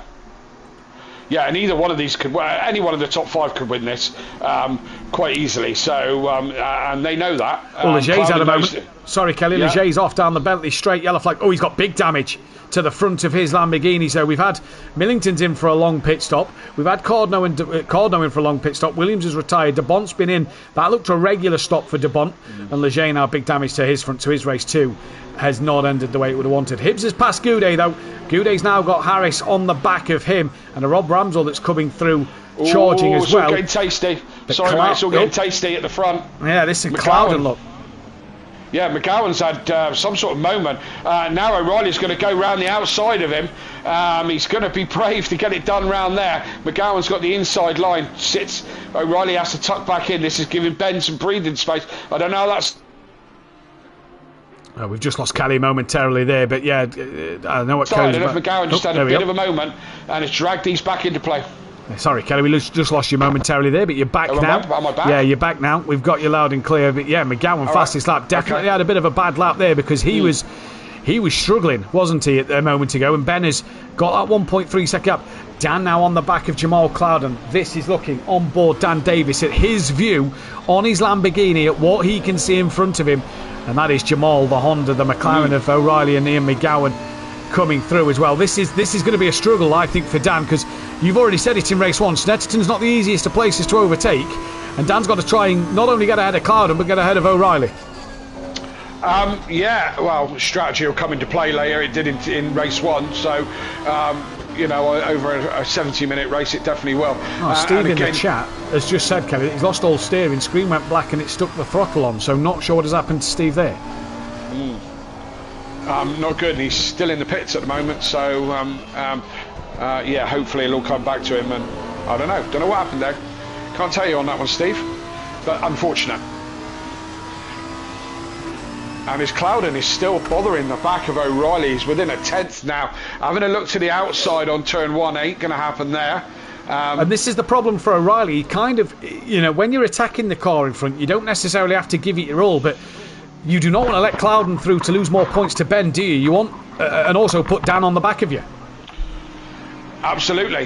You've got to be mindful when Dan's behind you that he's there, and he will. Mr. Opportunist will take any opportunity that he can get, and I'm going to stay on board with Dan a little bit because the race is in front of him is looking good. It is indeed. Just dropping back to Goudet because Harris was within 4/10, but that looks like Goudet stretched his legs on Harris a little bit there, and Harris has got Ramsell now pressuring him, so we're down to possibly 15 drivers with Williams having wheel problems. McGowan's brought the gap right back down to Ben though, Kelly. He's right on the back of Ben Rook. You've got to say, I think McGowan's got the better pace at this stage of the race. He's got the fastest lap at the moment, and he's just dragged that gap back in again, hasn't he, after his little incident? Yeah, he has indeed. So Ben's just keeping it all nice and tidy, and what Ben's doing is what he did at Laguna. He's letting everybody around him make the mistakes, and he's just driving his race. And that's all he needs to do. It doesn't matter if McGowan's right behind him, as long as he can keep him right behind him. And at the minute, it'll be another 10 points taken from O'Reilly. He already gained 11 over O'Reilly in that first race because of the pole position and the 10 point from race 1. And McGowan's got fastest laps. That's going to play into McGowan's hand. Now, this is going to be interesting to see. 55 minutes still left in this race. This could get juicy towards the end. McGowan now really up the rear wing of Ben, down the start straight towards Richie's. There you go, the Senna straight as it's named here at Snetterton. Ben's going to make McGowan go the long way round. Richie's on the outside, and McGowan breaks and thinks better of that one. Ben's just gone a little deep though. That could open the door for McGowan to have a look, and it will do, into the Wilson hairpin. McGowan on the brakes. Ben's got to fight this round the outside. Hold it strong for Palmer's, but you can't. McGowan a bit of hip and shoulder, nothing wrong with that. Ben flashes the lights, and McGowan leads. Yes, indeed, and that all started with Ben's slight mistake into turn 1. And McGowan goes a little bit leery out of 3 or 4, and Ben's still right in there. Oh, McGowan's gone deep again. Look, here comes Ben up the inside, Matt. He's going to have a run into McGowan, cuts him off. Nice little chop there. Probably sort of learned that one off the master, Mr. Duffin. Proud of that one. Yep, absolutely. Put your name to that one. Yeah, nice little chop there. We've got 5 cars for the lead of this race. Danny's just hanging on in there at the back of this train at the moment. It's more a 4-car train for the lead over 5 at the moment. Dan is just hanging on in there, although Clouden makes a mistake on the exit of Williams. That could open Dan's eyes up a bit, but you're right, it was Ben's mistake going too deep that allowed McGowan to have that sniff at Wilson's hairpin, and through he went. Clouden's mistake has now put him on to Dan and dropped him off. That trio now up front, but all of a sudden Ben's pressure now has to turn to O'Reilly in his mirror, and that one is crucial. Yeah, I was thinking before that all started, before McGowan got in front, that it wouldn't be the end of the world if he went on. Ben needs to score points over O'Reilly. Unfortunately, at this point in the season, he needs to score as many as possible, so he could really do with taking that race lead back and having the fastest lap, because every point is going to count massively towards the end, because it's going to be very nip and tuck towards the end. O'Reilly's having a look. Ben cuts him off and says, "You're not getting past there." The problem for Ben is this was his mistake last time. He defended from McGowan. He's learned from his mistake, kept it tighter, and now can then pull across and make sure he defends the inside of Wilson's a little bit over O'Reilly. Ben now coming under increasing amounts of pressure here in this race, and Clouden and Dan. Class isn't a million miles away, behind Dan here. He could be in this scrap soon. Yeah, Class has just been dropping off a little bit. He was keeping pace with him, just slipping back just a tiny bit. But an incident or mistake from some of these top 5, and he'll be right back in it. Turn 1's a funny one, Matt. It isn't really. You can't really overtake in turn 1, but when you get it wrong, you can certainly set it up for the hairpin. And I would have thought it's better to be slightly slower in turn 1, so you're still able to defend for the hairpin than overdoing turn 1, if you know what I mean. Yeah, the only way you're overtaking turn 1 is if you're fully alongside on the inside line, isn't it? Yeah. Out of the Murray's final corner, but McGowan pulled the move off. He was the one who made Ben defend, and Ben just carried too much speed in, and now we've got O'Reilly and Clouden on the back here. Goudet still with Harris, and he's got Rob Ramsell right there for company as well. Ramsell will be looking to get past John and get another top 10. Class currently looking for back-to-back gold wins here tonight here at Snetterton. But yes, at the moment you have to say Ian McGowan, great opening couple of laps, stuck with Ben, had that one lap that put him in O'Reilly's clutches. It didn't faze McGowan, did it? He stuck with it and managed to come back out on top. Do you believe that was you were saying about a couple of rookie mistakes from Ben? Do you feel that might have been one, that turn 1 mistake cost him? Yes, It obviously cost him, but do you feel he'll learn from that? I hope so, because I think this is the point with Ben, isn't it? Is it was just that one little rookie error as John's looking up the inside of Harris, and Rob looks to the outside of John, and John backs out of that. Harris, big snap, well held. John now's going to look to the inside of the Wilson hairpin, doesn't do it, backside of it. Yeah, I think for Ben it was just his. Oh no, John may get it done here. Harris has gone a little deep. Nope, gets out the corner, fine does that Audi, and Harris stays on top. But yeah, Clouden Ben's having a go. Sorry. Go on. Oh, Dan's had a moment as well. I've just gone back to the Clouden fight, as you mentioned. Dan's dropped right into the clutches of Class. Yeah, he's dropped back. He must have had a mistake. Clouden just had a go at O'Reilly. Tried to go around the outside, and O'Reilly kept his line and was able to defend that reasonably easily. But Clouden looking racy tonight, and he's not letting O'Reilly get away. That's for certain. No, he's not at all, and what a day this could be for Ben Ruck, pulling points back on his championship rivals. He's already got ahead of Dan. He now needs to close that gap in on Clouden a little bit. Well, he's not closing that gap to McGowan. McGowan setting the timing screens alight. He is pulling away from Ben here, lap after lap. Last time around was 3/10 quicker than Ben in this race, so an interesting one for McGowan. But O'Reilly is feeling the pressure from Clouden. As much as he wants to try and attack Ben, Clouden is no slouch. He will really give it his all to get past.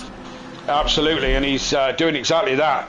Dan now with a bit of work to do. Let's see what Dan's pace is, see if he can catch back up to this leading battle. But McGowan looking very comfortable now, starting to stretch his lead a little bit. He's comfortable out in front, and very much a contender to take this for the win, isn't he? He is indeed. Keep your eyes on Class. What will Class do to Dan in terms of attacking him? That's going to be an interesting one. Ramsell's still on the back of Goudet, with Goudet not far off the back of Harris as well, so a little fight developing there. Matt Wright and Hibbs are kind of in a world of their own at the moment, as is DeBont, Leisure, Stardog and Cardno after their pit stops. Millington's obviously not got his wheel working yet.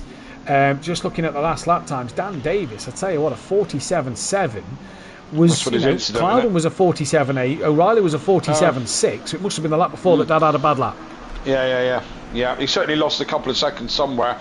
We didn't say where. I've been sat on board with Clouden for the last couple of laps, just watching him, so I didn't see what happened to Dan.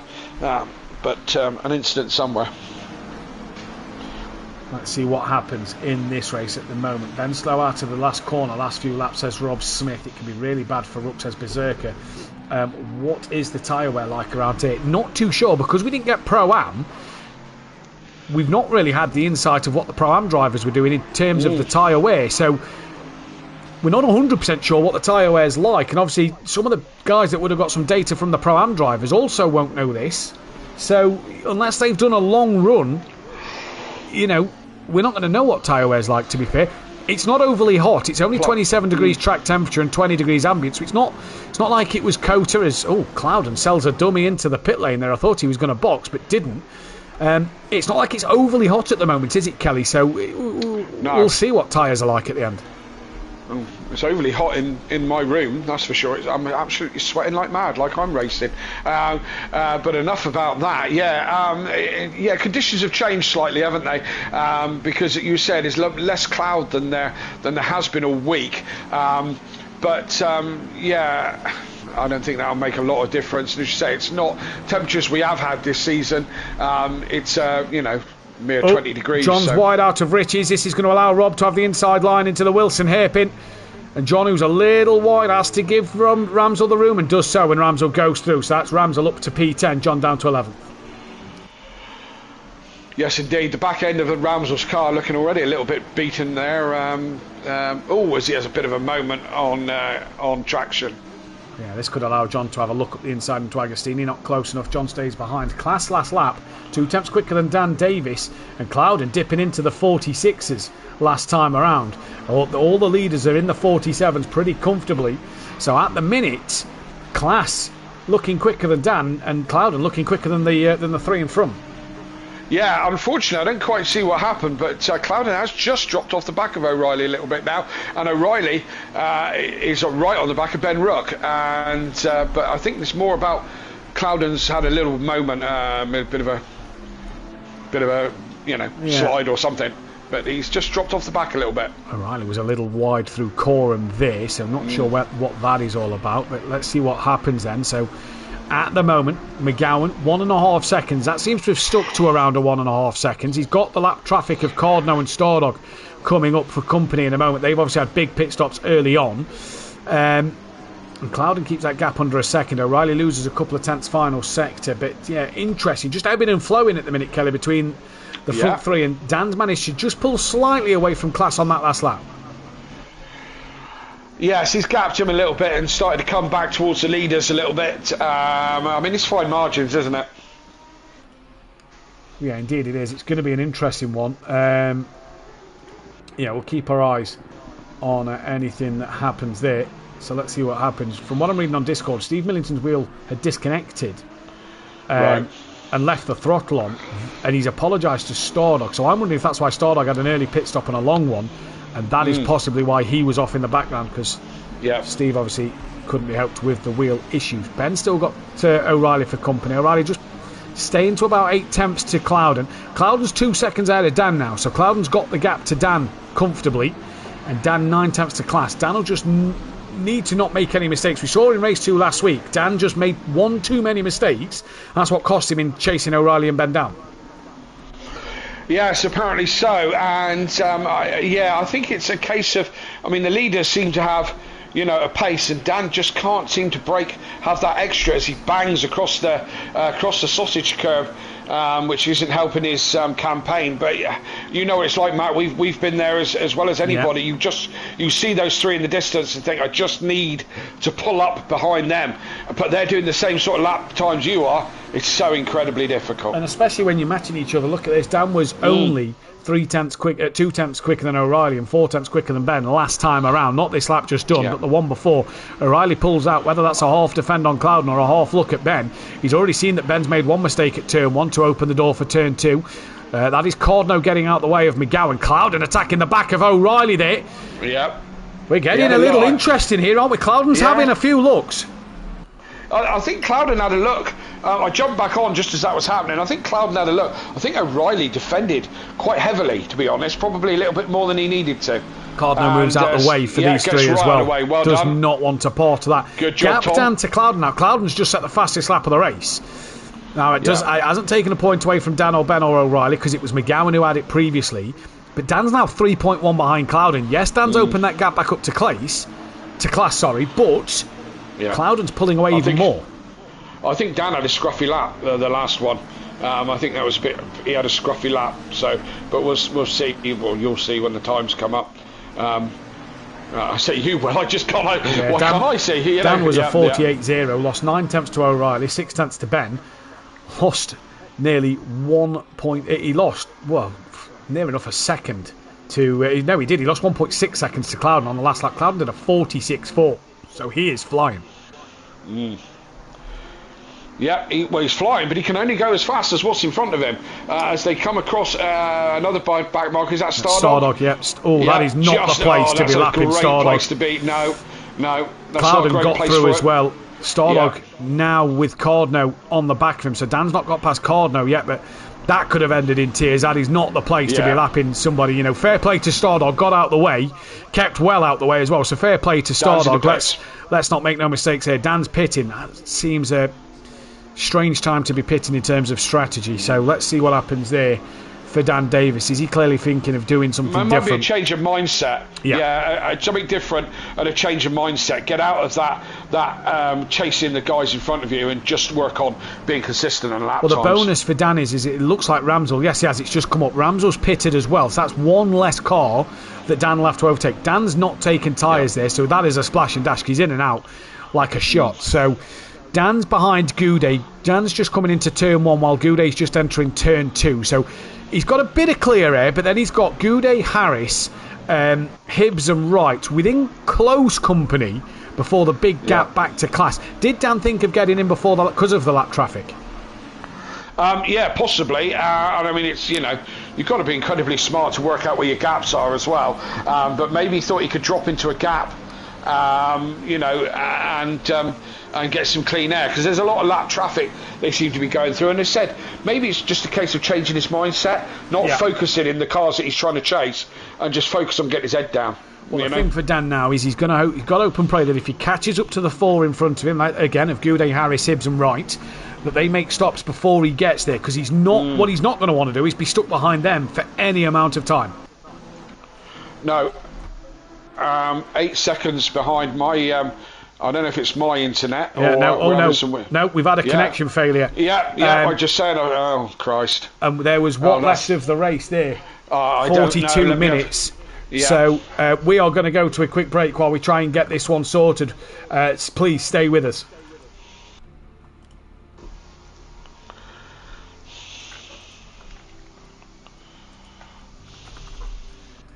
Now I'm muted. I feel like everybody got kicked there because people was dropping.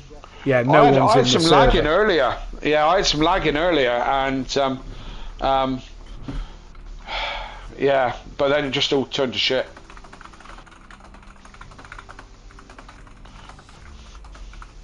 How are you going to work this one out? I think we try and get the grid order. It's going to suck for the guys who's pitted, but we run. I'm just trying to see where the first disconnection was.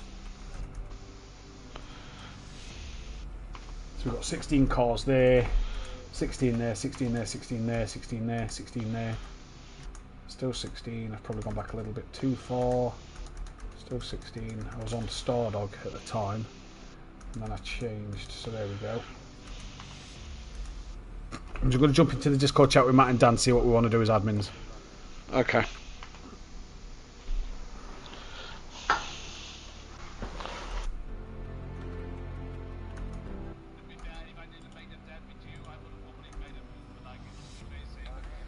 Hello. What I'm thinking is we reset with 41 minutes left. I set the grid order for the positions people was in. What we're thinking. I know people's pitted, but what do we do?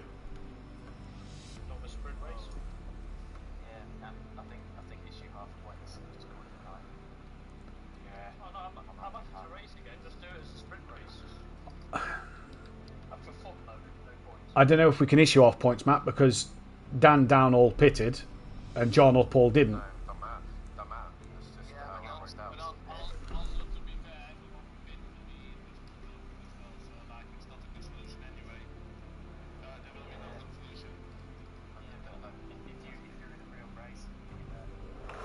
Yeah, no, I get that, but we didn't actually cover half distance. So what do we want to do?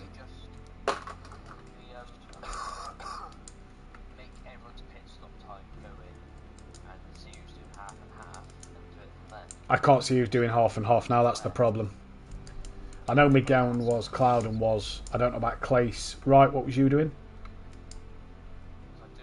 Was you half and half? Right, so McGowan was half and half. Clouden was. Class I can't remember. Hibbs, John and Harris I don't know. But you was full tank. Kieran was.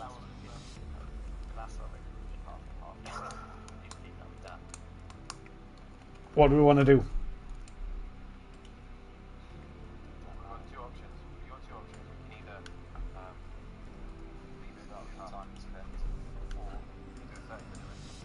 No pit stop, or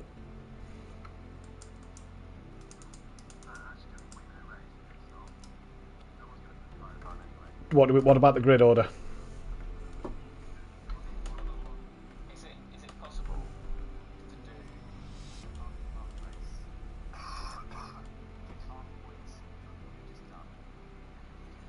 to do No, it's not doable.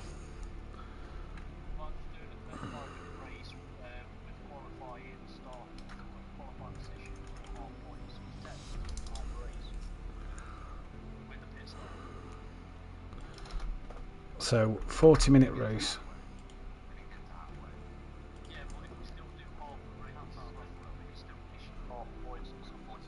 It's so the first disconnection was 41 minutes left.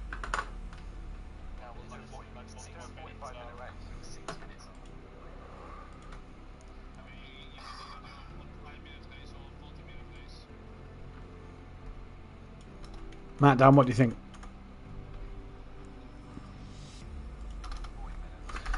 Right, grid order, qualifying or... Right, entry list. Dan, can you just type it up in the Discord? And I'm going to get the grid order set.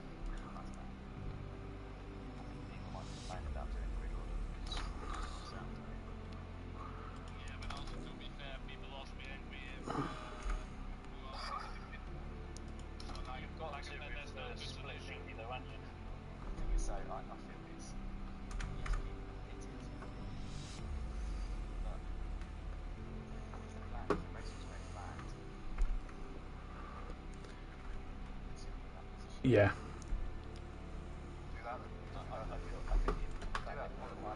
So go from the position where the first person disconnected. Right, okay, so class 5th.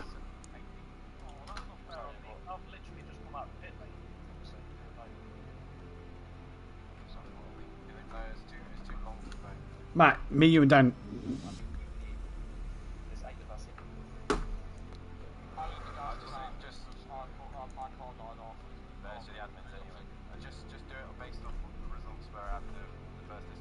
Right, okay, so 13th, Michael Harris was... Just type it up for me, Dan, I'm just doing the grid order now. So, everybody got the boot.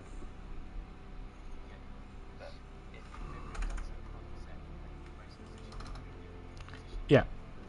So we start this race based on the race position from the first disconnection. Yeah, right, that's what I'm doing now.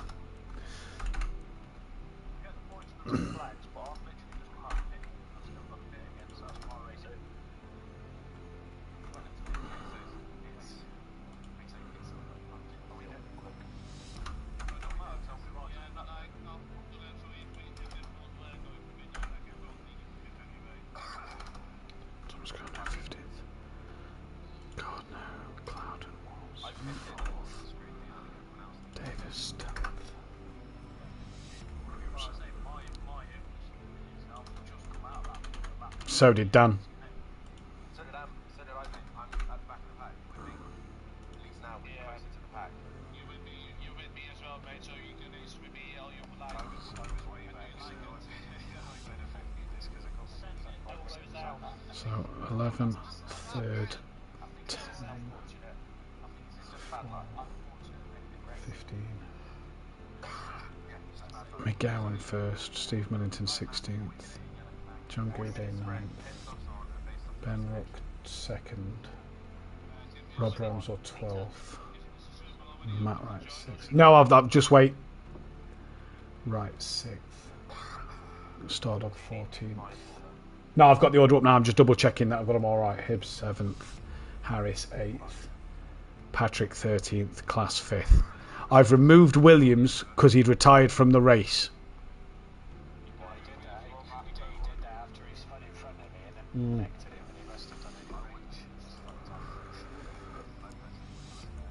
Okay, I'll get him back in.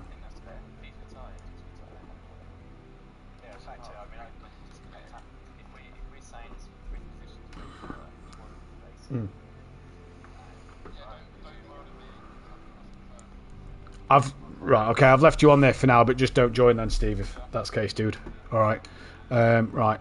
So that pit stops are already on. Event 40-minute race. Right. Restarting now.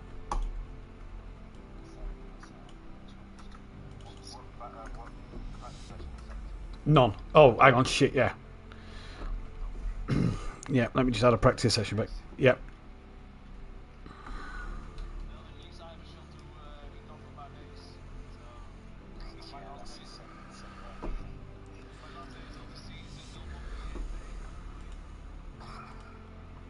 Looks like the server failed to start. We've stopped it for now, so you can fix it when... Yeah, great.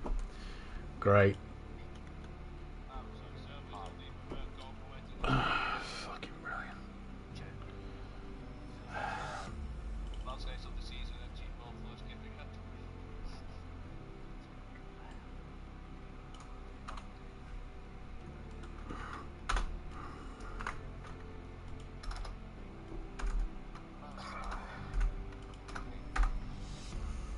Save. Server's gone off completely now, for fuck's sake. Right, grid position there. Turn the server on. Right, server's now apparently running with a 10-minute practice. Yep, so it should be set now.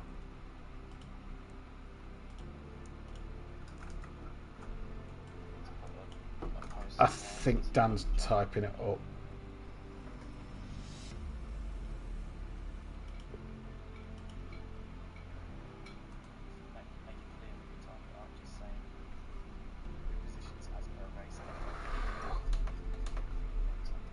Well, the only person who can is Steve, because I've removed Williams. Right, I'm going to jump back in with Kelly and let him know. Right, best luck, boys.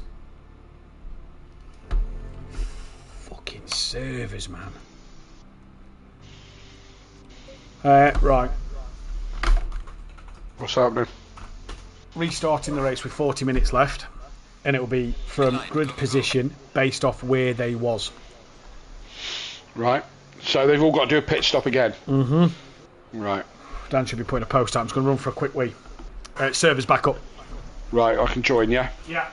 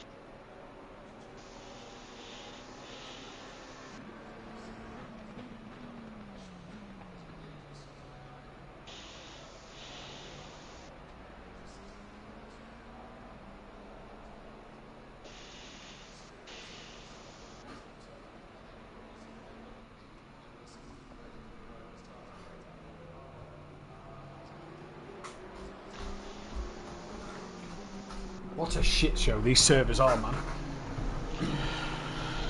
Yeah, you think they'd get a bit more fucking reliable, wouldn't you? Join now. Anyone who retired were not allowed. There is to be a pit stop as well. Yeah.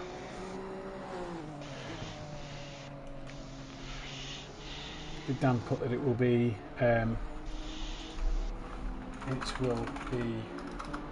grid order from where the disconnect happened, which really fucks Dan up. Yes. Yeah, it does. But like Matt Wright said, you take a red flag in real life, stop the race, wait what happens. Yeah. You go off the grid order, don't you? So you do, yeah. Bad luck, innit? So there should be 15 drivers. Steve said he's not joining back, still having wheel problems, and we removed got Williams 15 from the list, so we've got all 15.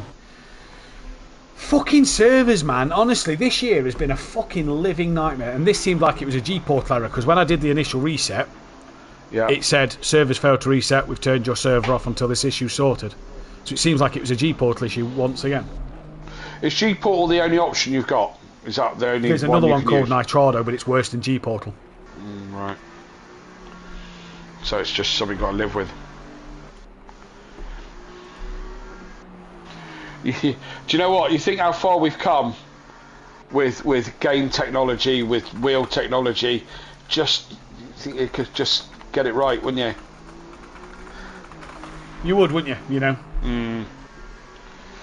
I don't know how complex things are, but seems to be a weak link at the moment in the whole kind of sim race thing. It's hard to blame the game on this one, but you know, we had the G-Portal issue one week, we had ACC the other week, we had the ACC update.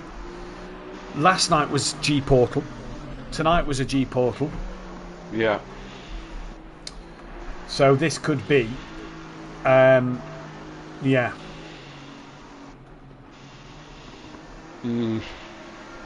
Yeah, this. So it kind of brings. So McGowan and Cloud are on a half-half strategy. I now don't think for a 40-minute race that's the solution. I think everybody's going to the end. Yeah, I agree.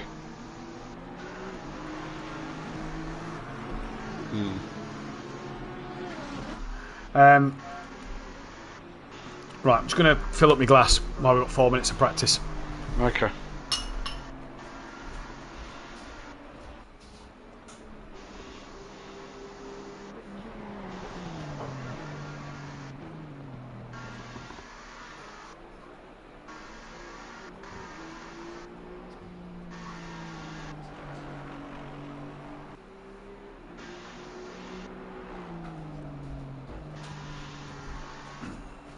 I'm going to say it to Mike when he gets back, but I personally feel that with these G-Portal errors, Mike needs to be saying, look, come on, give us a week or two compensation for fucking free, for fuck's sake.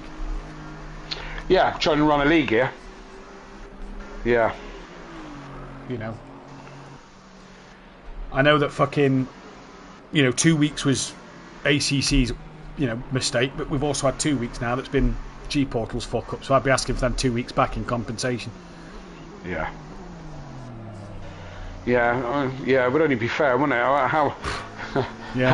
How they take that? Well, yeah.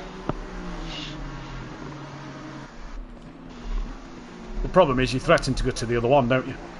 That's what you have to do. You threaten to go to the other one and go from there. Yeah, some of these places are just fucking just unflexible about it, aren't they? You know, I had a problem with my website server. I didn't have a problem. They just hiked the fucking, after 2 years of hosting my website, they just hiked the price up fucking 300%. And I said, I ain't fucking doing it. If you don't talk sense, I'm going to the opposition. And they're like, yeah, okay, off you go. Yeah. You know, they didn't give a fuck, So, and I mean, if there's only 2 in it, that's an awful lot of fucking, business they've got, isn't it? Do you know what I mean? They're not, But it could also be an awful lot of business they'd lose. I agree. But if there's only 2 players at the moment in the game, it's I suppose that's the thing with 2 players and multiple players. You take websites where you can go anywhere else to get your domain and stuff and sort that out. Yeah. They made score, all right, see in a bit. With there only being one other place to get your service from, they may be like, oh no. It's almost a monopoly, isn't it? Yeah. It's not like your internet provider. You've got 20, a dozen options. Your online banking, or your bank, or or your website stuff. Yeah, it's when they've got a monopoly or a partial monopoly, they tend not to give a fuck. Right, we'll go back in 5-4.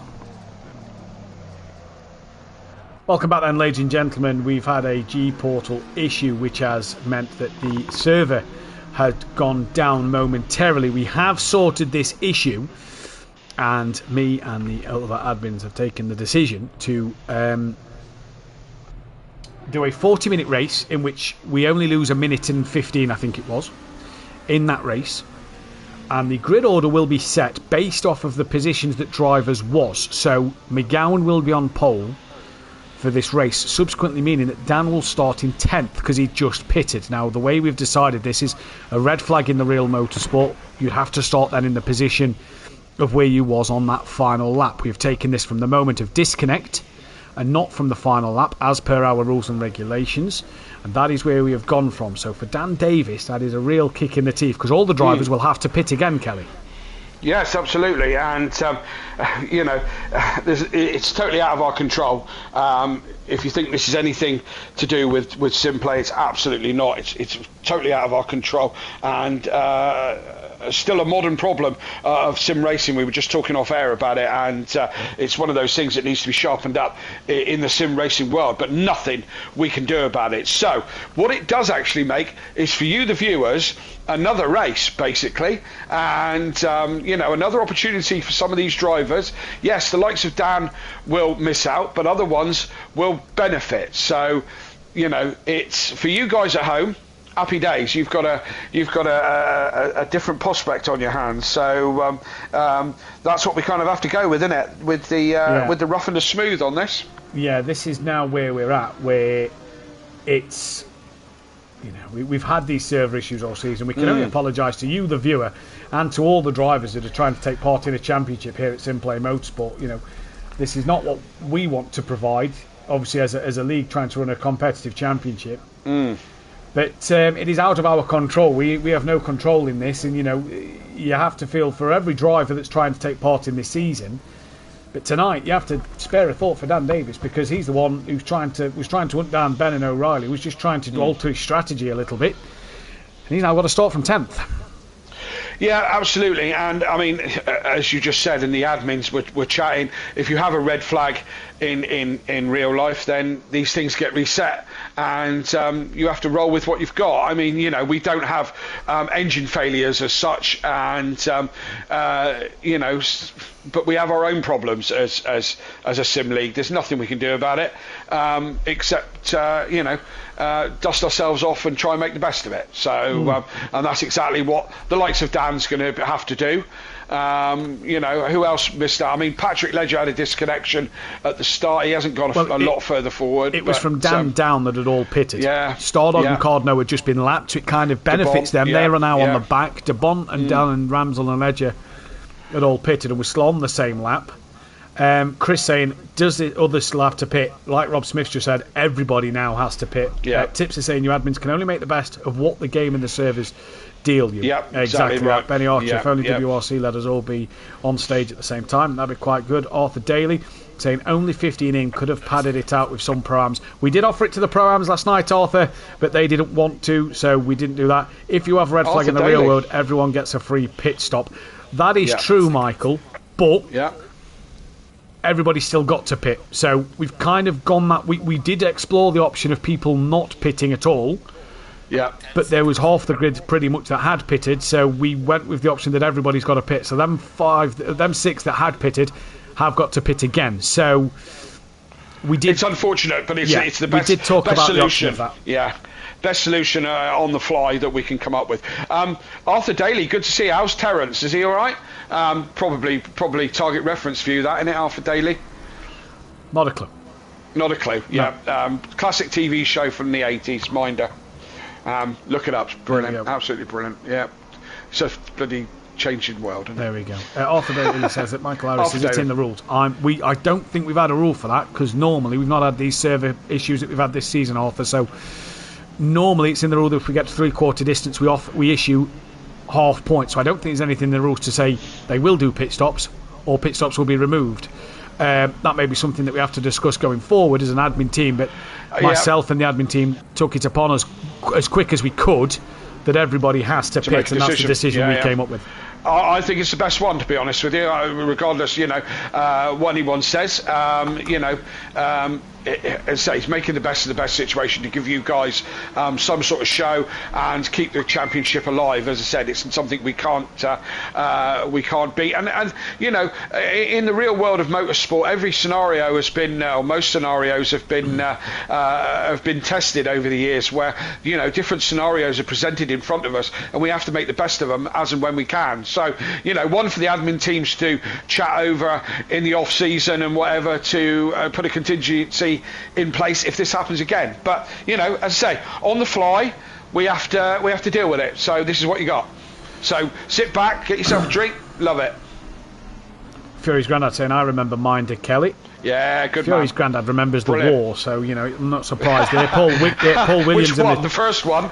Both. Yeah. Paul Williams says that G-Pult will need a stern talking to. At least the pros get to race and make the best of the situation, like us pro-ams last night. Yeah. It's all you can do. And Benny's saying 40 minutes is better than no minutes. A race is a race. Let's go green and get some action. Hope you, Mr. Davis, and Mr. Davis are doing well, Duffman.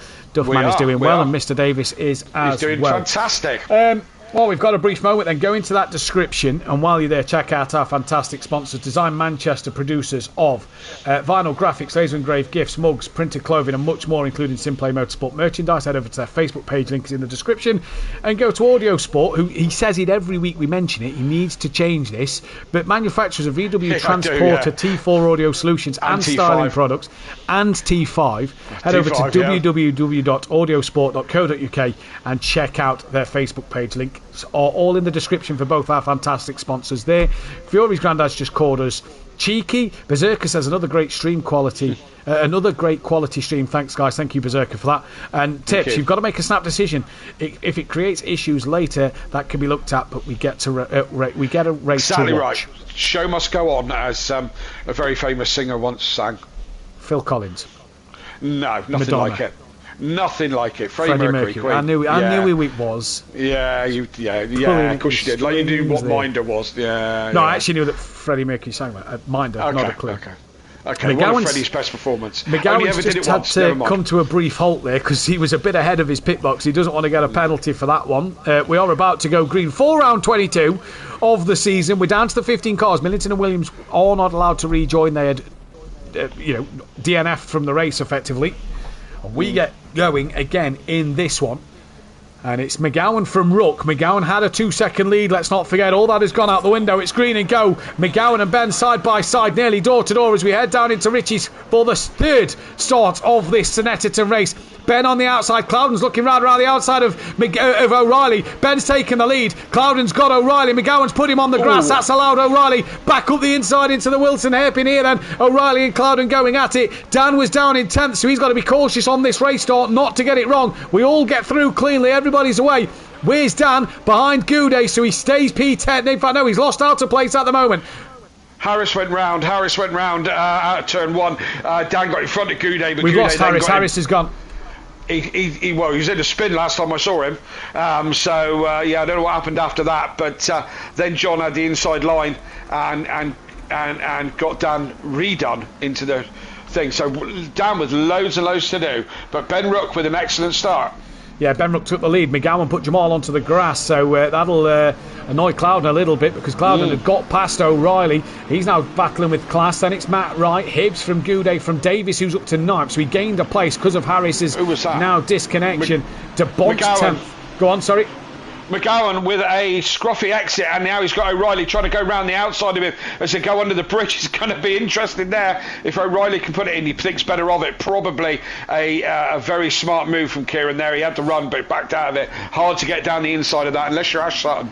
So Dan's gained 1 place since the restart of this race, but Ben has got a commanding lead out front from McGowan with O'Reilly. Then it's Jamal Cloud and Class from Matt Wright, from Hibbs, from Goudet, from Davis, from De Bont, from Ramsell, from Ledger, from Cardno, from Stordog. Dan's going to be under pressure from De Bont, you feel here, and this could put Dan on the back foot. Dan's now got a clear. Goudet is right hassling the back of John Goudet at the minute. O'Reilly tucked under the rear wing of that of McGowan, Matt Wright and De Bont both pits. So Dan's not got to deal with De Bont at the moment, but they're all pitting now from the lead. From Matt Wright and De Bont, the only two that pit. McGowan hangs in there over that of O'Reilly, and John was just a little wide, in the background. I was watching that. That's going to allow Dan right up the inside, and Dan moves up to P8. Yes, he does, and De Bont dived into the pits. I thought De Bont was going to give Dan a hard time when Dan was behind some gold drivers there, but he bailed to the pits. Dan is past Goudet, goes a bit wide on the exit there. Dan trying quite hard at the moment, but back up front, we're kind of almost back the same as we were, except Ben's in front of the last McGowan. That's about it. So that's where we are. I can only assume pit stops, Kelly, are going to be splash and dashes. I don't think anybody's going to take tyres in 40 minutes. I think it's fuel to the end. Surely. It has taken that element away, but it's got to be in it. You wouldn't bother, would you? No, I personally wouldn't. So Ben with a commanding lead at the moment. Ignore his fastest laps. It was the start of the race. We'll not look into that at the moment. Chris, like Rob says, it's a fresh start. Fuel strategies change. We imagine, I'm not going to give anything away again, but we imagine that everybody's going to go to the end of this race and just do a splash and dash pit stop. But Ben, away from O'Reilly, where's Dan? Has he got onto the back of Hibbs? He has, but hasn't got past Hibbs. So it's another lap that he's just stuck watching them leaders just pull away. Absolutely. FBR Whitcomb saying, if you don't know Arthur Daly and Terry McCann are, you need to have a word with yourself. Have a word with yourself, Matt. And he's off there. Can you hear him in the background typing on his Minder? That's what you want to be looking at. Great series. I know him. I don't know him from the series, but I know the actor. Yeah. Right. Yeah. Okay. George Cole, wasn't it? George Cole? I've closed it down now. Or Dennis Waterman was Terry McCann. He was very famous. Hibbs has pulled into the pit, so he's made that easy for Dan to get ahead of Hibbs. So Dan can now head after this train of cars at the moment, being backed up by McGowan, O'Reilly, Cloud and Class and Dan. So Dan is pretty much one place back from where he was before his pit stop. Yeah, so it's Dan again going wide, but Class did the same and went a bit squirrely on exit. So Dan is dragging himself back up to this lead battle. So it could pan out better than we thought. Ben is gone. 3 seconds out. Checked out. If you remember, he checked out from McGowan early on. McGowan come on to Ben as the race went on. So let's see if McGowan comes on to Ben as the race goes on again. Because McGowan track limits aren't too bad. Okay. But yeah, let's see if McGowan can just get that pace he found in race one, because he's definitely caught up to him as the race went on.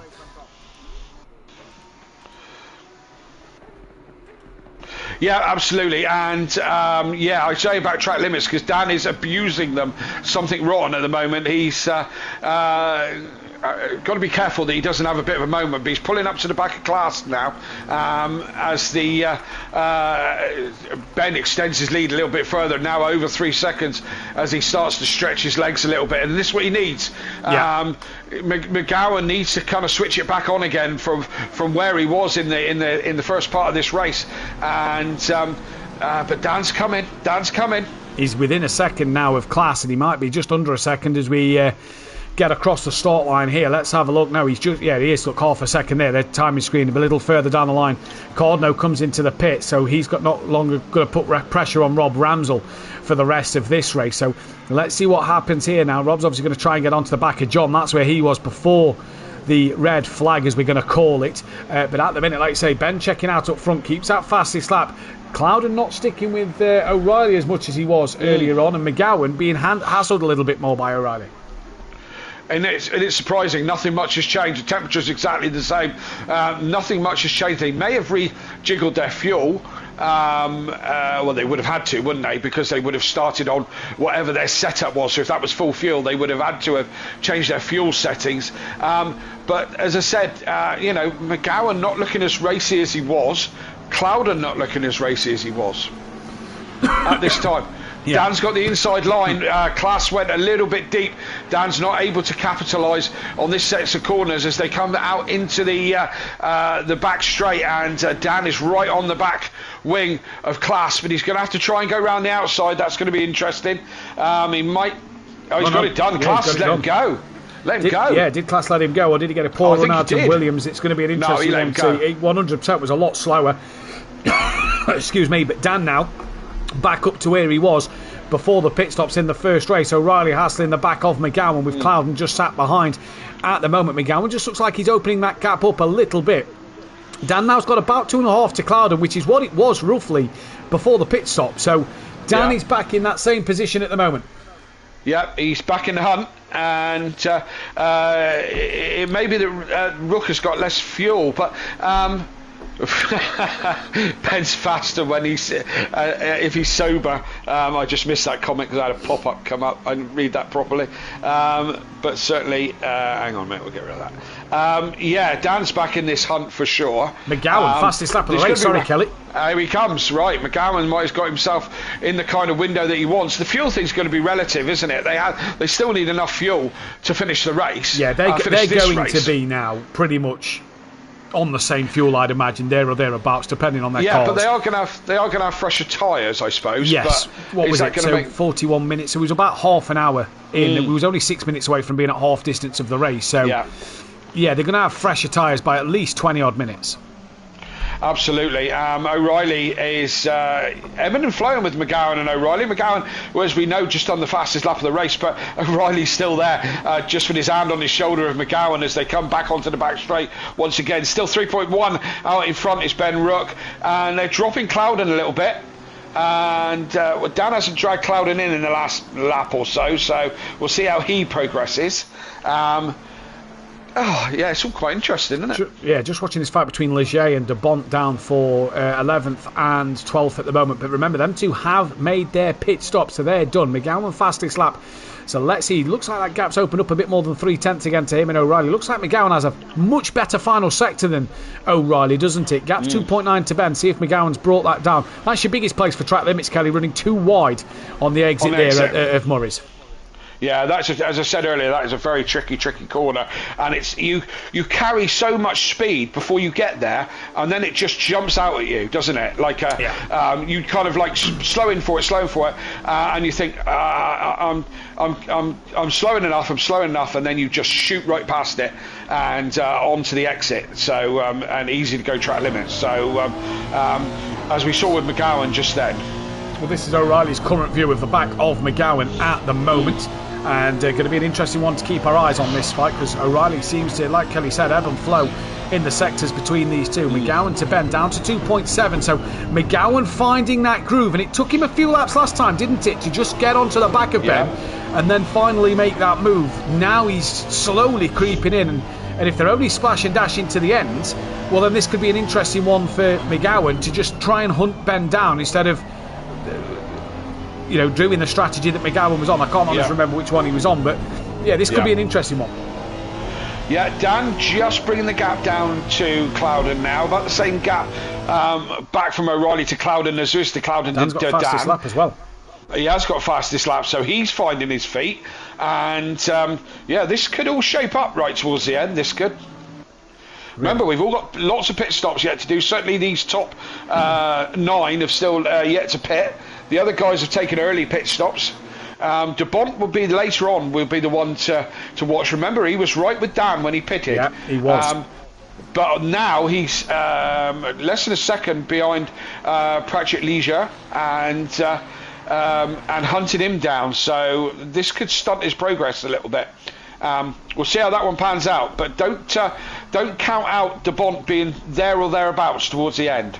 And let's not forget that the traffic wasn't a massive thing for Ben in race 1. Stuck behind Williams for a lap and managed to jump Dan and O'Reilly by some margin in race 1. He had great pace. I'm not going to take that away from him, but it wasn't like the traffic had slowed him down much at all. 28 minutes left in this race, and it is Ruck from McGowan, from O'Reilly, from Jamal, who's just not been able to stick with O'Reilly as much in this one. Then Dan. Dan and Clouden have had a few battles in the past. They are very much two drivers who love a scrap. And Clouden's not going to be one of them to get out of Dan's way just because he's in a championship fight. He'll race him as hard as he races everybody. Oh, absolutely. Absolutely. And yeah, I was just trying to read, I'm trying to watch the action as O'Reilly right on the back of McGowan, but I'm also trying to read the chat as well. And Tim's not rating McGowan's pit stops, so we'll see how that pans out.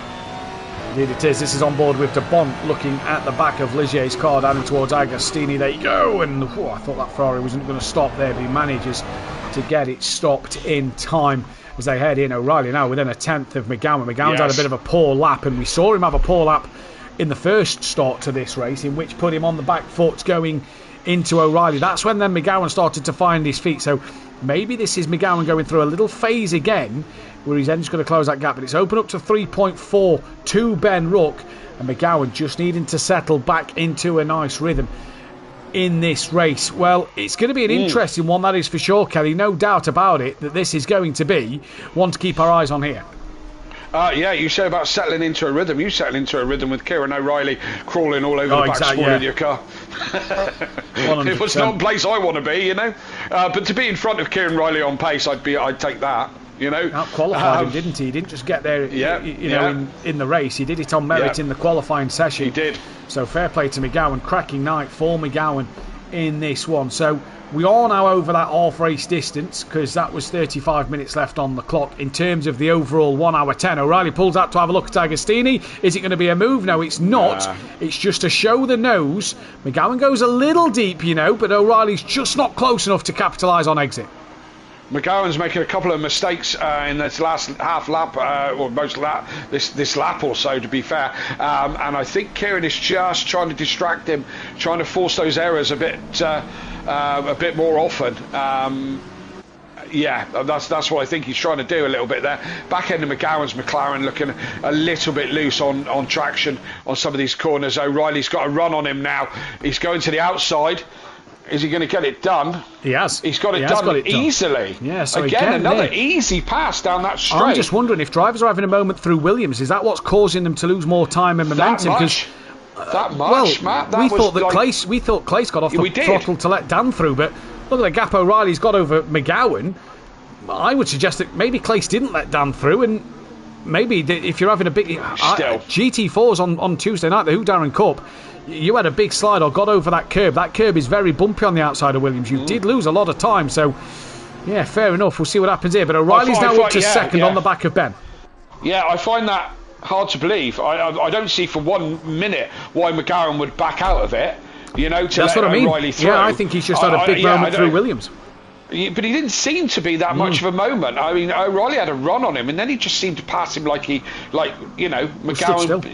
Yeah, absolutely. Yeah. I just don't get it, to be honest. But yeah, we'll see. Well, I'm not in the car, so I can't say. McGowan's now got Clouden on the back of him, and Dan is with Clouden as well. So O'Reilly's pulled away from McGowan a little bit. Oh, Dan's running a bit too much curb there. He's doing a lot of that. Watch out for that one. I didn't see that one ping up too many track limits Tuesday night, and we can only reference Tuesday night. Dan nearly in the back of Clouden there.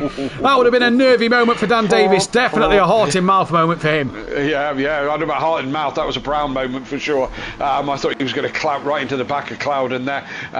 But he managed to get it stopped. Just about, and it did compromise his line. So we've got a scrap on here now. We've got Davis, Clouden and McGowan are going to go right at it. This is going to give the opportunity for O'Reilly and Ben to pull away. Ben already 4 seconds ahead. Dan's on the lights now. Touring car tactics on the back of Clouden. Flash of the lights. We love it, don't we, Matt? We do love a good flashing lights here, especially as a touring car fan.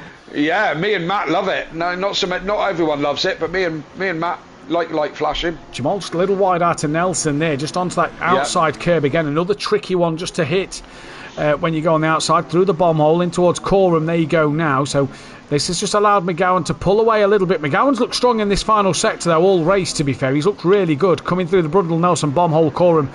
Murray's section. And Clouden now is going to have to try and head after him. But Dan he's still there. I feel like Dan lost a little bit out the final corner. Yes, he absolutely did. Yeah, he pulled up on him, and for whatever reason didn't get the traction. I don't know how the Lamborghini performs, so I can't really say. But the two McLarens in front of him pulled out of that last corner. There we go, Kelly. We can confirm that Gowney did lift. Tips, his race engineer, apparently told him not to, but he won't listen. So didn't listen to his race engineer. Leger just bouncing over the outside curb, and this could give DeBont the run on the outside down towards Ritchie's now. McGowan probably doesn't want to get in that championship squabble and be the one to get involved in it. Leger and DeBont side by side. DeBont on the outside breaks earlier and thinks better of it. Clouden and Dan. Dan's drop still not gained onto the back of Clouden since the final corner of the last lap. So interesting one at the moment. McGowan's still in a good P3. I know it could have been a race win for him, but let's take nothing away from this P3 that he's currently in. Oh, absolutely. I mean, he's lining up for my driver of the day at the moment. I just don't see why you wouldn't have defended it. I mean, I don't know. Maybe, yeah, as you say, it's not a championship fight. But he. Oh, that was DeBont nearly getting into the back of Patrick. A lot of people doing that. A lot of people just misjudging their braking a little bit. And again, Dan not pulling up to the back of Clouden again. He was kind of there, and then he dropped back, and hadn't quite got the ultimate pace, has he? I know Riley hasn't got away. No, he hasn't. McGowan's still within a second of him, and we'll see what it is, because McGowan seems to have a really strong final sector. So Dan's where's this going to put McGowan? Dan's pitted. McGowan actually loses time in that final sector last time around. Are we okay there, Kelly? We're hearing a lot of headset adjustments. Sorry, yeah. I'm trying to just plug in my charger there we go. And talk at the same time. That's why it sounds like I'm having a fight with a Dalek. At the moment, know what Dalek is, don't you? I know what a Dalek is. Yeah, I was an avid Doctor Who fan back in the day. I was not anymore. Neil, David Tennant. Yeah, massive David Tennant. Yeah. Of course, best Doctor there ever was. After that, I started to stop watching it. Yeah, we all did. Best Doctor there was. Although not my Doctor as a kid, because that would have been Tom Baker. There's another target reference for the oldies out there. Tom Baker as Doctor Who. Legisla on the back then. DeBont's on the back of Leger. And Ramsell's got within a second of Goudet. He was having a fight with Goudet, but he was also one that had dropped down the order because of a pit stop before the red flag. So Ramsell trying to get back up that order a little bit. Dan is now the lead runner of the pit stops, and this is going to be an interesting thing to watch at the moment, to see Dan's progression now. Yeah, absolutely. Can he then, again, like we said in the first race, can he get his head down and stop concentrating on the cars in front of him and concentrate on lap times? Is that Dan's strategy? Get himself out of a situation that was going nowhere? Could be. Again, O'Reilly hasn't pulled away from McGowan, and McGowan hasn't pulled away from Clouden. And to be fair, Ben is a steady gap at around 3.5-4 seconds at the moment. So all pretty stagnant at the sharp end. And just at the moment, not a great deal going on anywhere else. DeBont hasn't cleared Leisure, although he's round the outside as I go on to them. And Patrick right deep to the inside of the corner. And they touch a little bit. DeBont just tried to do the switchback and just taps the back of. Remember, these two had a drama at that same corner in race one. They did have, Leger then unsafe rejoined in front of Goudet. Now, I've just worked it out. 17.5 minutes left of this race. Any time after that, if the server goes down again, will be half points for today's race. I've just worked that out just in case anything happens. Fury's granddad, a.k.a. Tony, a long-time viewer of the channel, been here since day one. I can remember the first Doctor. Again, Tony. Jesus. God, again, Tony, right, do you know what I mean? Exactly, World War One kind of stuff. That is, I'm sure. But Tony, they didn't have Doctor Who in World War One. You never know. It was the mid '60s, I think, the original Doctor Who, and it would have been in black and white. Yeah. They were the days, I'm sure. Now McGowan's still over a second behind O'Reilly. Clouden within 7/10 of McGowan. at the moment. Class 9 seconds behind. Then it's Goudet, who's pulled away from Rob Ramsell a little bit. Then it's Stardog, 6 seconds back to Dan. Dan's going to hope that Stardog pits here. He's kind of in that window again, Dan is, where he wants to hope that the others in front of him pit before he catches them. So let's see. The real fight at the moment is that Leger de Bont battle, but Clouden getting closer to McGowan. We're going to stick with Leger and de Bont at the moment and keep our eyes on the Clouden and McGowan time, I think. Yeah, absolutely. So we're in the chat, and Tib saying Gowie's race engineer may be looking for a new job. Bloody drivers won't listen. I know they think they know best, don't they? Clouden's in.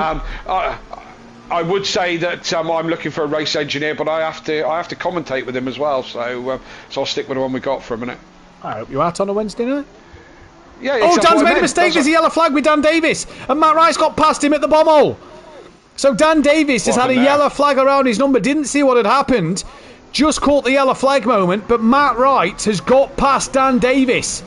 So troubles for Dan. Jamal's out the pit. Well, he's lost a lot of time because look, Jamal is through turn 1. Dan's nowhere near turn 1 at the moment. Brakes now for it.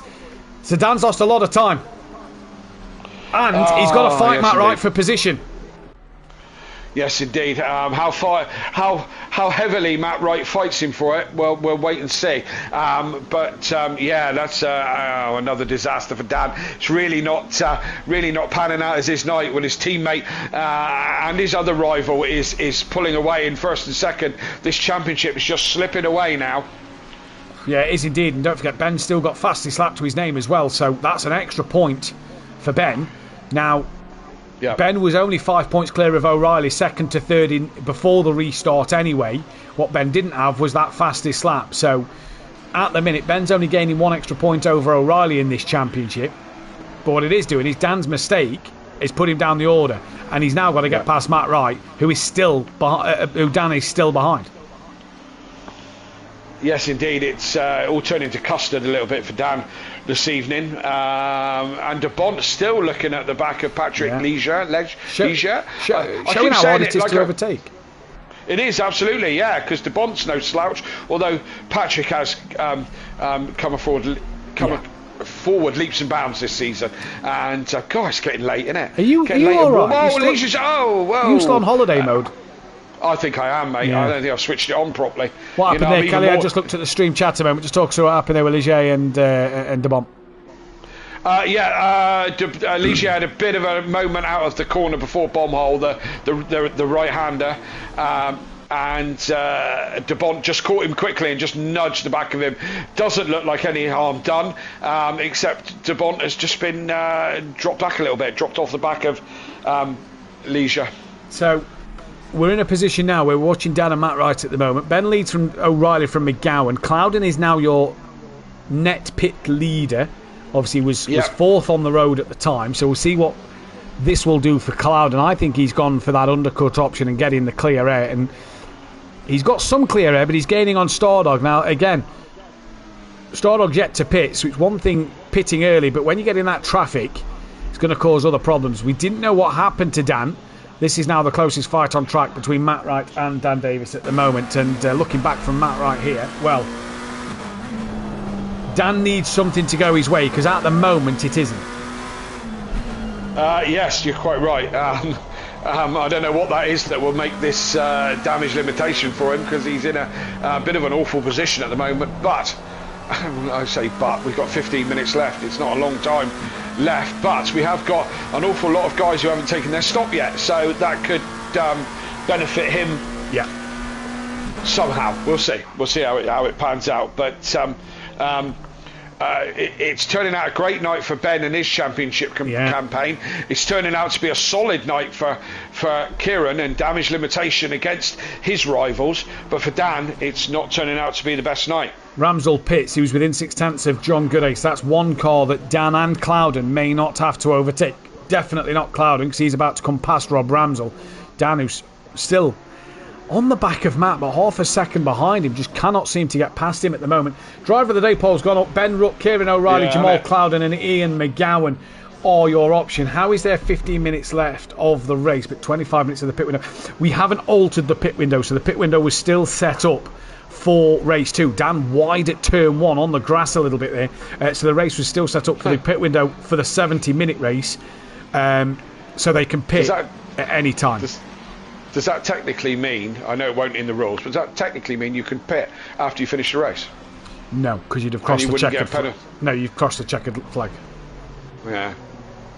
It's just all a bit of contradiction in terms, that one, isn't it? I'll talk to you off air. I'm not going to say anything on air to give strategies away, but I'll talk to you off air about something that I noticed in testing this week. Okay.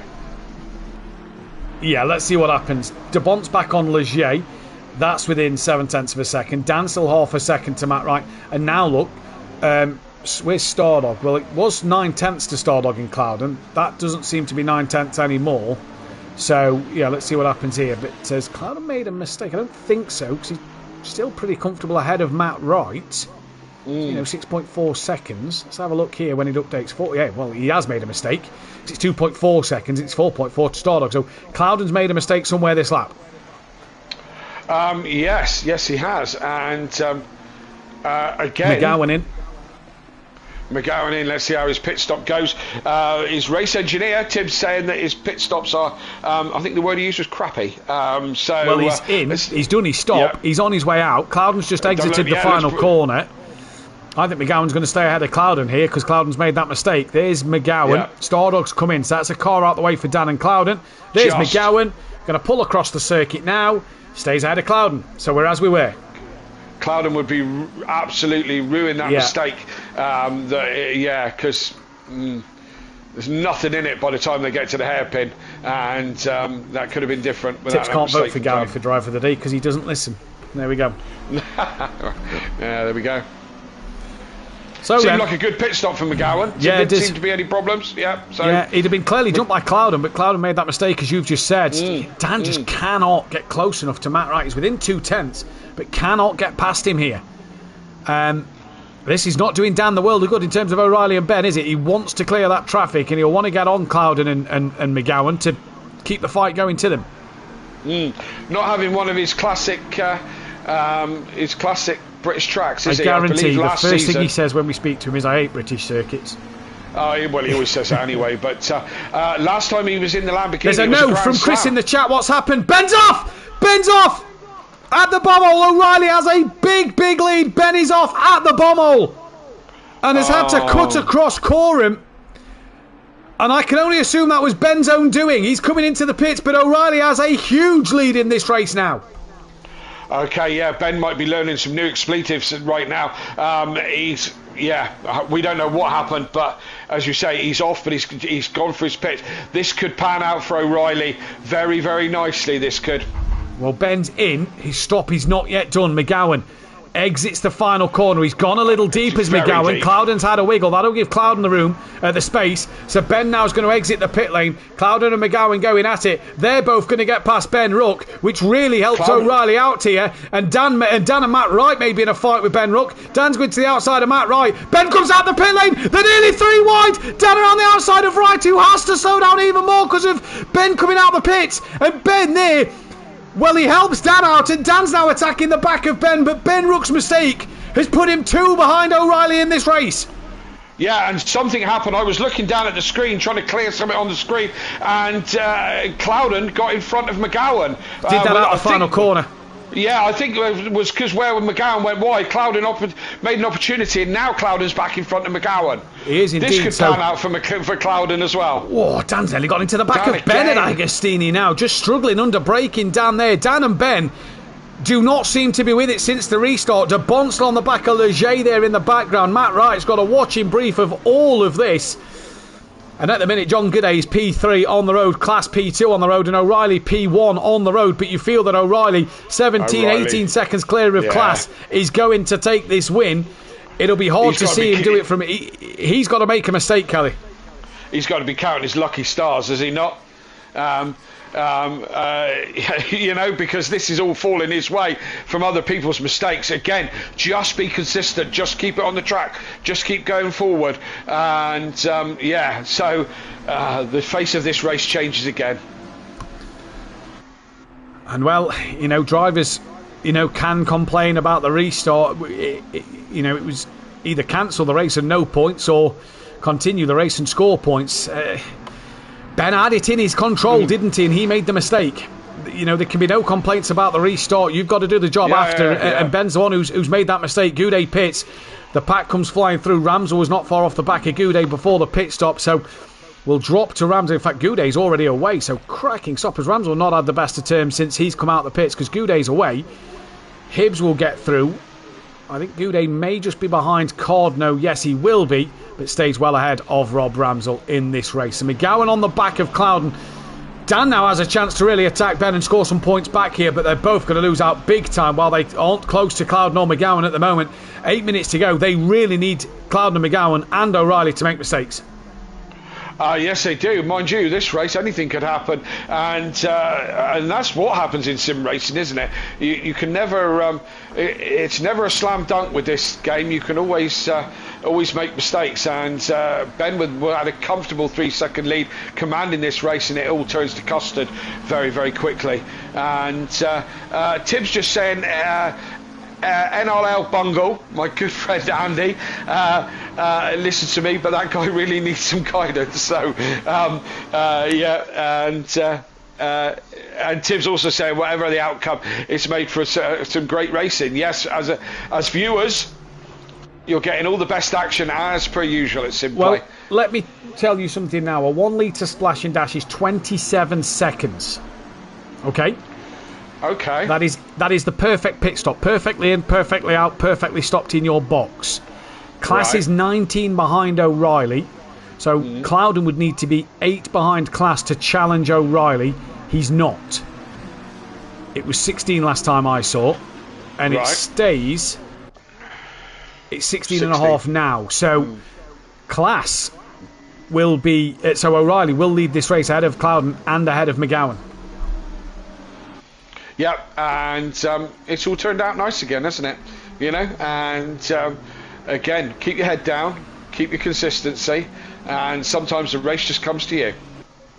McGowan still not letting Clouden get away with this one. Still on a net podium is McGowan, because Class will lose out to all of these drives. So if it's 29 seconds, 16 to Jamal, so 17 to McGowan.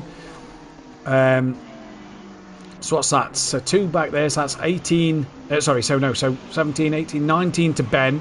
About 20 seconds to Dan. So he'll come out around Matt Wright, will Class. So possibly just behind or just in front of Matt Wright at the moment will Class be. So around 7th or 8th. Around 6th or 7th, So that's not bad for Class. He could have another gold win to his name. But we've got McGowan fighting Jamal Clouden. We've got Dan trying to attack Ben. We've got De Bont, who will paint us a pretty picture of that rear of Leger's car. This isn't over by any stretch of the imagination. O'Reilly's in. Okay, we'll see. We think he's got a comfortable gap. Dan's attacking Ben around the outside into Brundle. Doesn't get it done, but they was close there. Ben a little deep at the exit. Dan very deep at the exit of Nelson. So Dan's just trying to put his teammate under pressure for this championship. Yep, and as we said before, there's no team orders for these guys. The gloves are off. They both were racing for a championship. Dan for his 11th, Ben for his 1st. Gives you Fury vibes, Ben does, doesn't it, at the moment? He does, yeah. Funny, I was thinking that earlier. Gets in a good position with race 1, good position start of race 2, makes his own mistake, and it's kind of Fury vibe. We know Fury, Joseph Bates, was the master of the side series. Who Darren Cup, Joseph would probably be all over. In GT3 Pros, he just couldn't do it, could he? No, he had early days. He had he dropped out of Pro into Pro-Am, absolutely destroyed Pro-Am. I know because I was runner-up to him. And when we say dropped out, by the way, was relegated properly. Yes. Wasn't just demoted or pulled out and come back to Pro-Am. Was relegated because of his poor Pro season. Yeah, and then destroyed Pro-Am, and as I said, I can vouch for that because I was the man he absolutely destroyed, and went back into Pro, and then really started to show his class and his style, and we tipped him for multiple championships, didn't we?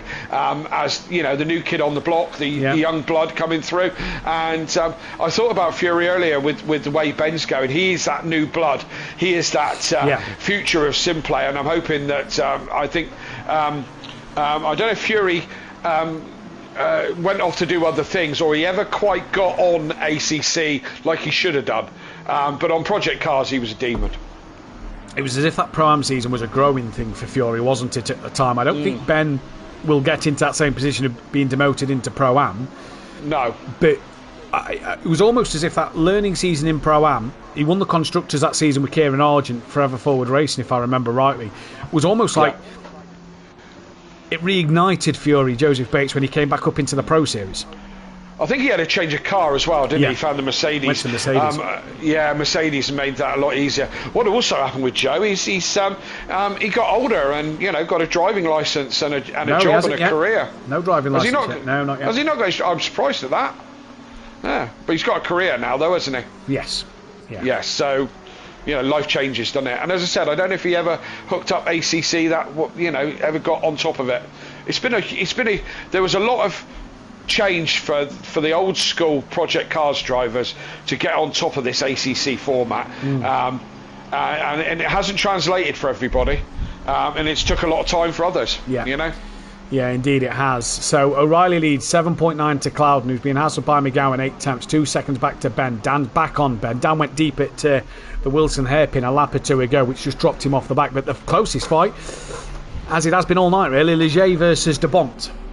Yeah, they're almost welded together, aren't they? And Ligier doing a cracking job for the AS Racing team. And I may have said it before, he's one of the best improved. If we have a Simplay Awards and there's a best improved driver, then he'll be on my vote for that, because he has just come alive. Yeah, he's come alive indeed at the moment. Let's see what happens. I think this is going to be a good fight, Ligier to De Bont to the end, because De Bont's been on form recently, hasn't he? He's took it to O'Reilly a little bit, nearly into the back of Ligier there. Brundle and Nelson, really difficult to get right. Davis now hassling the back of Ben once again. Another squirrely moment through the bomb for hole Dan there. To stay in this championship, though, he's got to kind of beat Ben, because the more Ben starts to pull points on, and we've only 4 races left after this, it's 2 minutes left. We've got 2 laps of this race to go, so it will pretty much be full points. This 40 minutes has flown by, hasn't it? Wow, this has gone quite quick. Yeah, maybe we should have a 3-race format. Wow. There you go, there's one for the admins to talk about, and I'm sure it has done. Yeah. You giggle like that's probably being talked about. No. Okay, right. We've got it in the Ginettas, haven't we? 3 20-minute sprint races. And, and I like that. Yeah, I think it's good. But in these GT3s, I think we need to look at bringing strategy in more than having sprints. Do you know what I mean? Well, that's a case of one or two things then, isn't it? I mean, it's a case of lengthening the race and a change of format again. And I have said that in previous streams that I think the feature race should be longer. I think, or 3 sprints. That's how I feel about it, touring car style. I think what we have to do is tonight as well, we're going to skip the driver interviews. We're not going to go into them. It is 20 to 11 already. We know that people are up early tomorrow for work, so I think it's best to skip the interviews tonight due to the delay. So we sadly won't hear from the drivers tonight, unfortunately. As time's ticking on, we know that people have work to go to in the morning and things. But we're looking like we're pretty settled in this race. The only change I can see really happening is Ligier, De Bont, potentially. McGowan ebbs and flows to Clouden, and Dan's ebbing and flowing to Ben Rook. Yeah, he does, but they all seem to have it under control. I think exactly the right call. Some of us have got multinational, international corporations to run, and other of us have just got audio sport to run. So, I think it's a good shout. So leader is on the last lap. This is a gift for Kieran. You've got to say he's got to be sitting in his car thinking, happy days. Look how this panned out. You speak of gifts. It's September on Monday, which means What?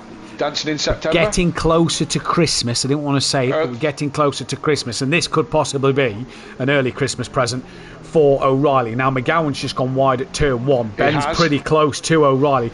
Last lap, Ben would have wanted at least another 5 or so minutes to get on the back of O'Reilly, but this looks pretty done, doesn't it? De Bont doesn't look like he's going to get past. I'm going to say it. Oh, Dan's had a moment. Oh, big slide. That could have been a big one for Dan. It's never looked under him tonight, has it? No, it hasn't. He just hasn't looked comfortable, has he? No, and I think I started to say last time he raced here in this car, he Grand Slammed this one, didn't he? And it was the first race of the season, so it was 2 pole positions and 2 race wins. So yeah, the biggest result. Absolutely, and not getting on with the Lamborghini quite so well tonight. And as I say, just doesn't seem like it's been underneath him. But that's what have we got left? 3 rounds. 6 races. 2 rounds, 4 races. 2 rounds, Valencia 4 races. And Donington Park. Oh, are we really that close to Donny? You're back in 2 weeks. You're back on the track in 2 weeks. Yeah, back on track. Yeah, looking forward to it. Can't wait. It is, though, going to be a win for O'Reilly on a night where he suffered all week. Didn't race the GT4s due to illness. Still struggling today. Was not, at one stage, looked like he wasn't going to race tonight. A third and a first. You can't take it away from him. GT4 Who Darren Cup champion. Is he champion-elect in Pro? He wins race number 22. Good stuff for him. Jamal Clouden, a set of second places. What a job for Jamal Clouden tonight. Really good stuff. McGowan, P3. Ben Rook will claim fastest lap in a P4. Dan, P5. Matt Wright is going to come across for that P number 6 for him. Leger 7th, De Bont 8th, Class down in 9th. Matt Wright gets a category race win for his troubles there. So good stuff for him. Hibbs is going to cross the line. He was having a close fight with Cardno at the end for 10th and 11th. Goudet P12 in this one as he comes to the line now.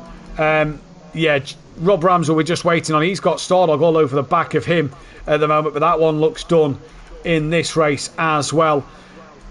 Yeah, what a shame tonight due to the interruptions with the server, but it provided us a cracking 40-minute race.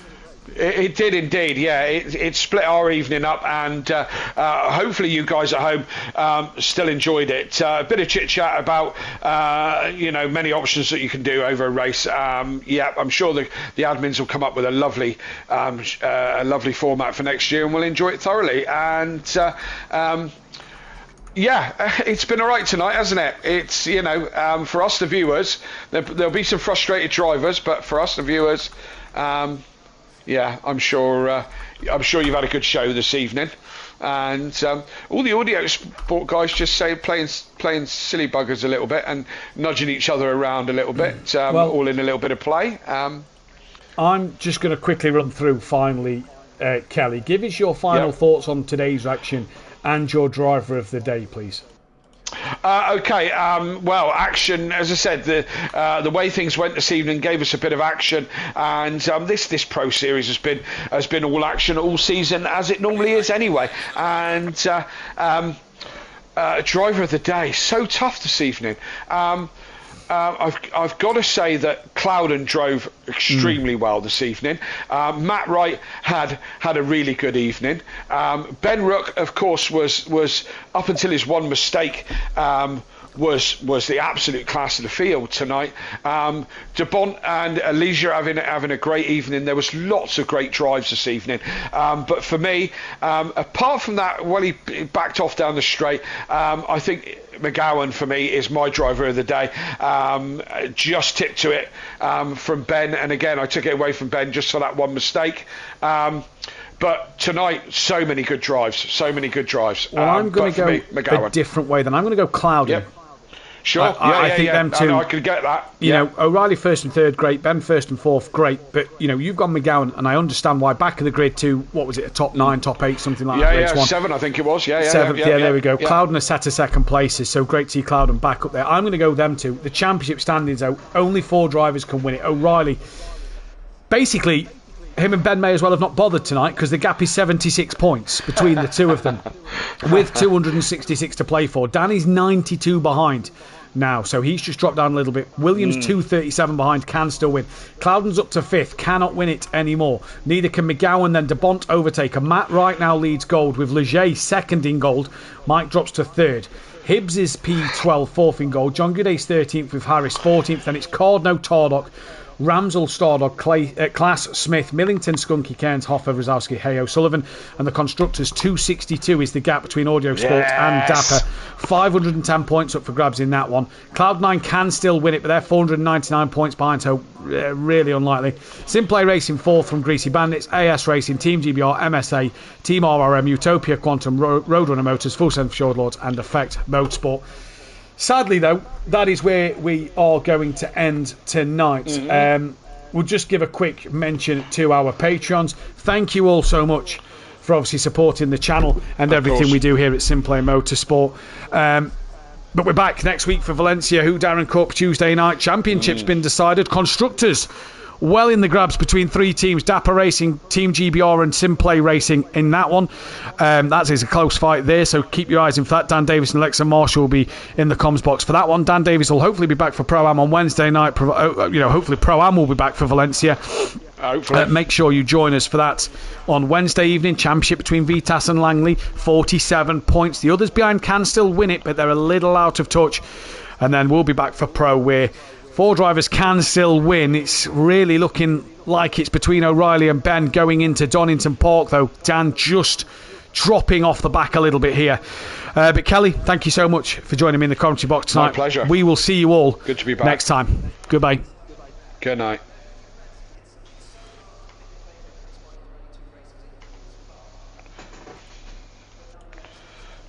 And we are clear. Yep. And out. Right, I'm just going to quickly jump into the Discord chat. I'm gonna shoot off. Have a good weekend. No worries, then, dude. Yep. I'll speak to you soon. Take it easy, man. Right on. Take care. Take care, buddy.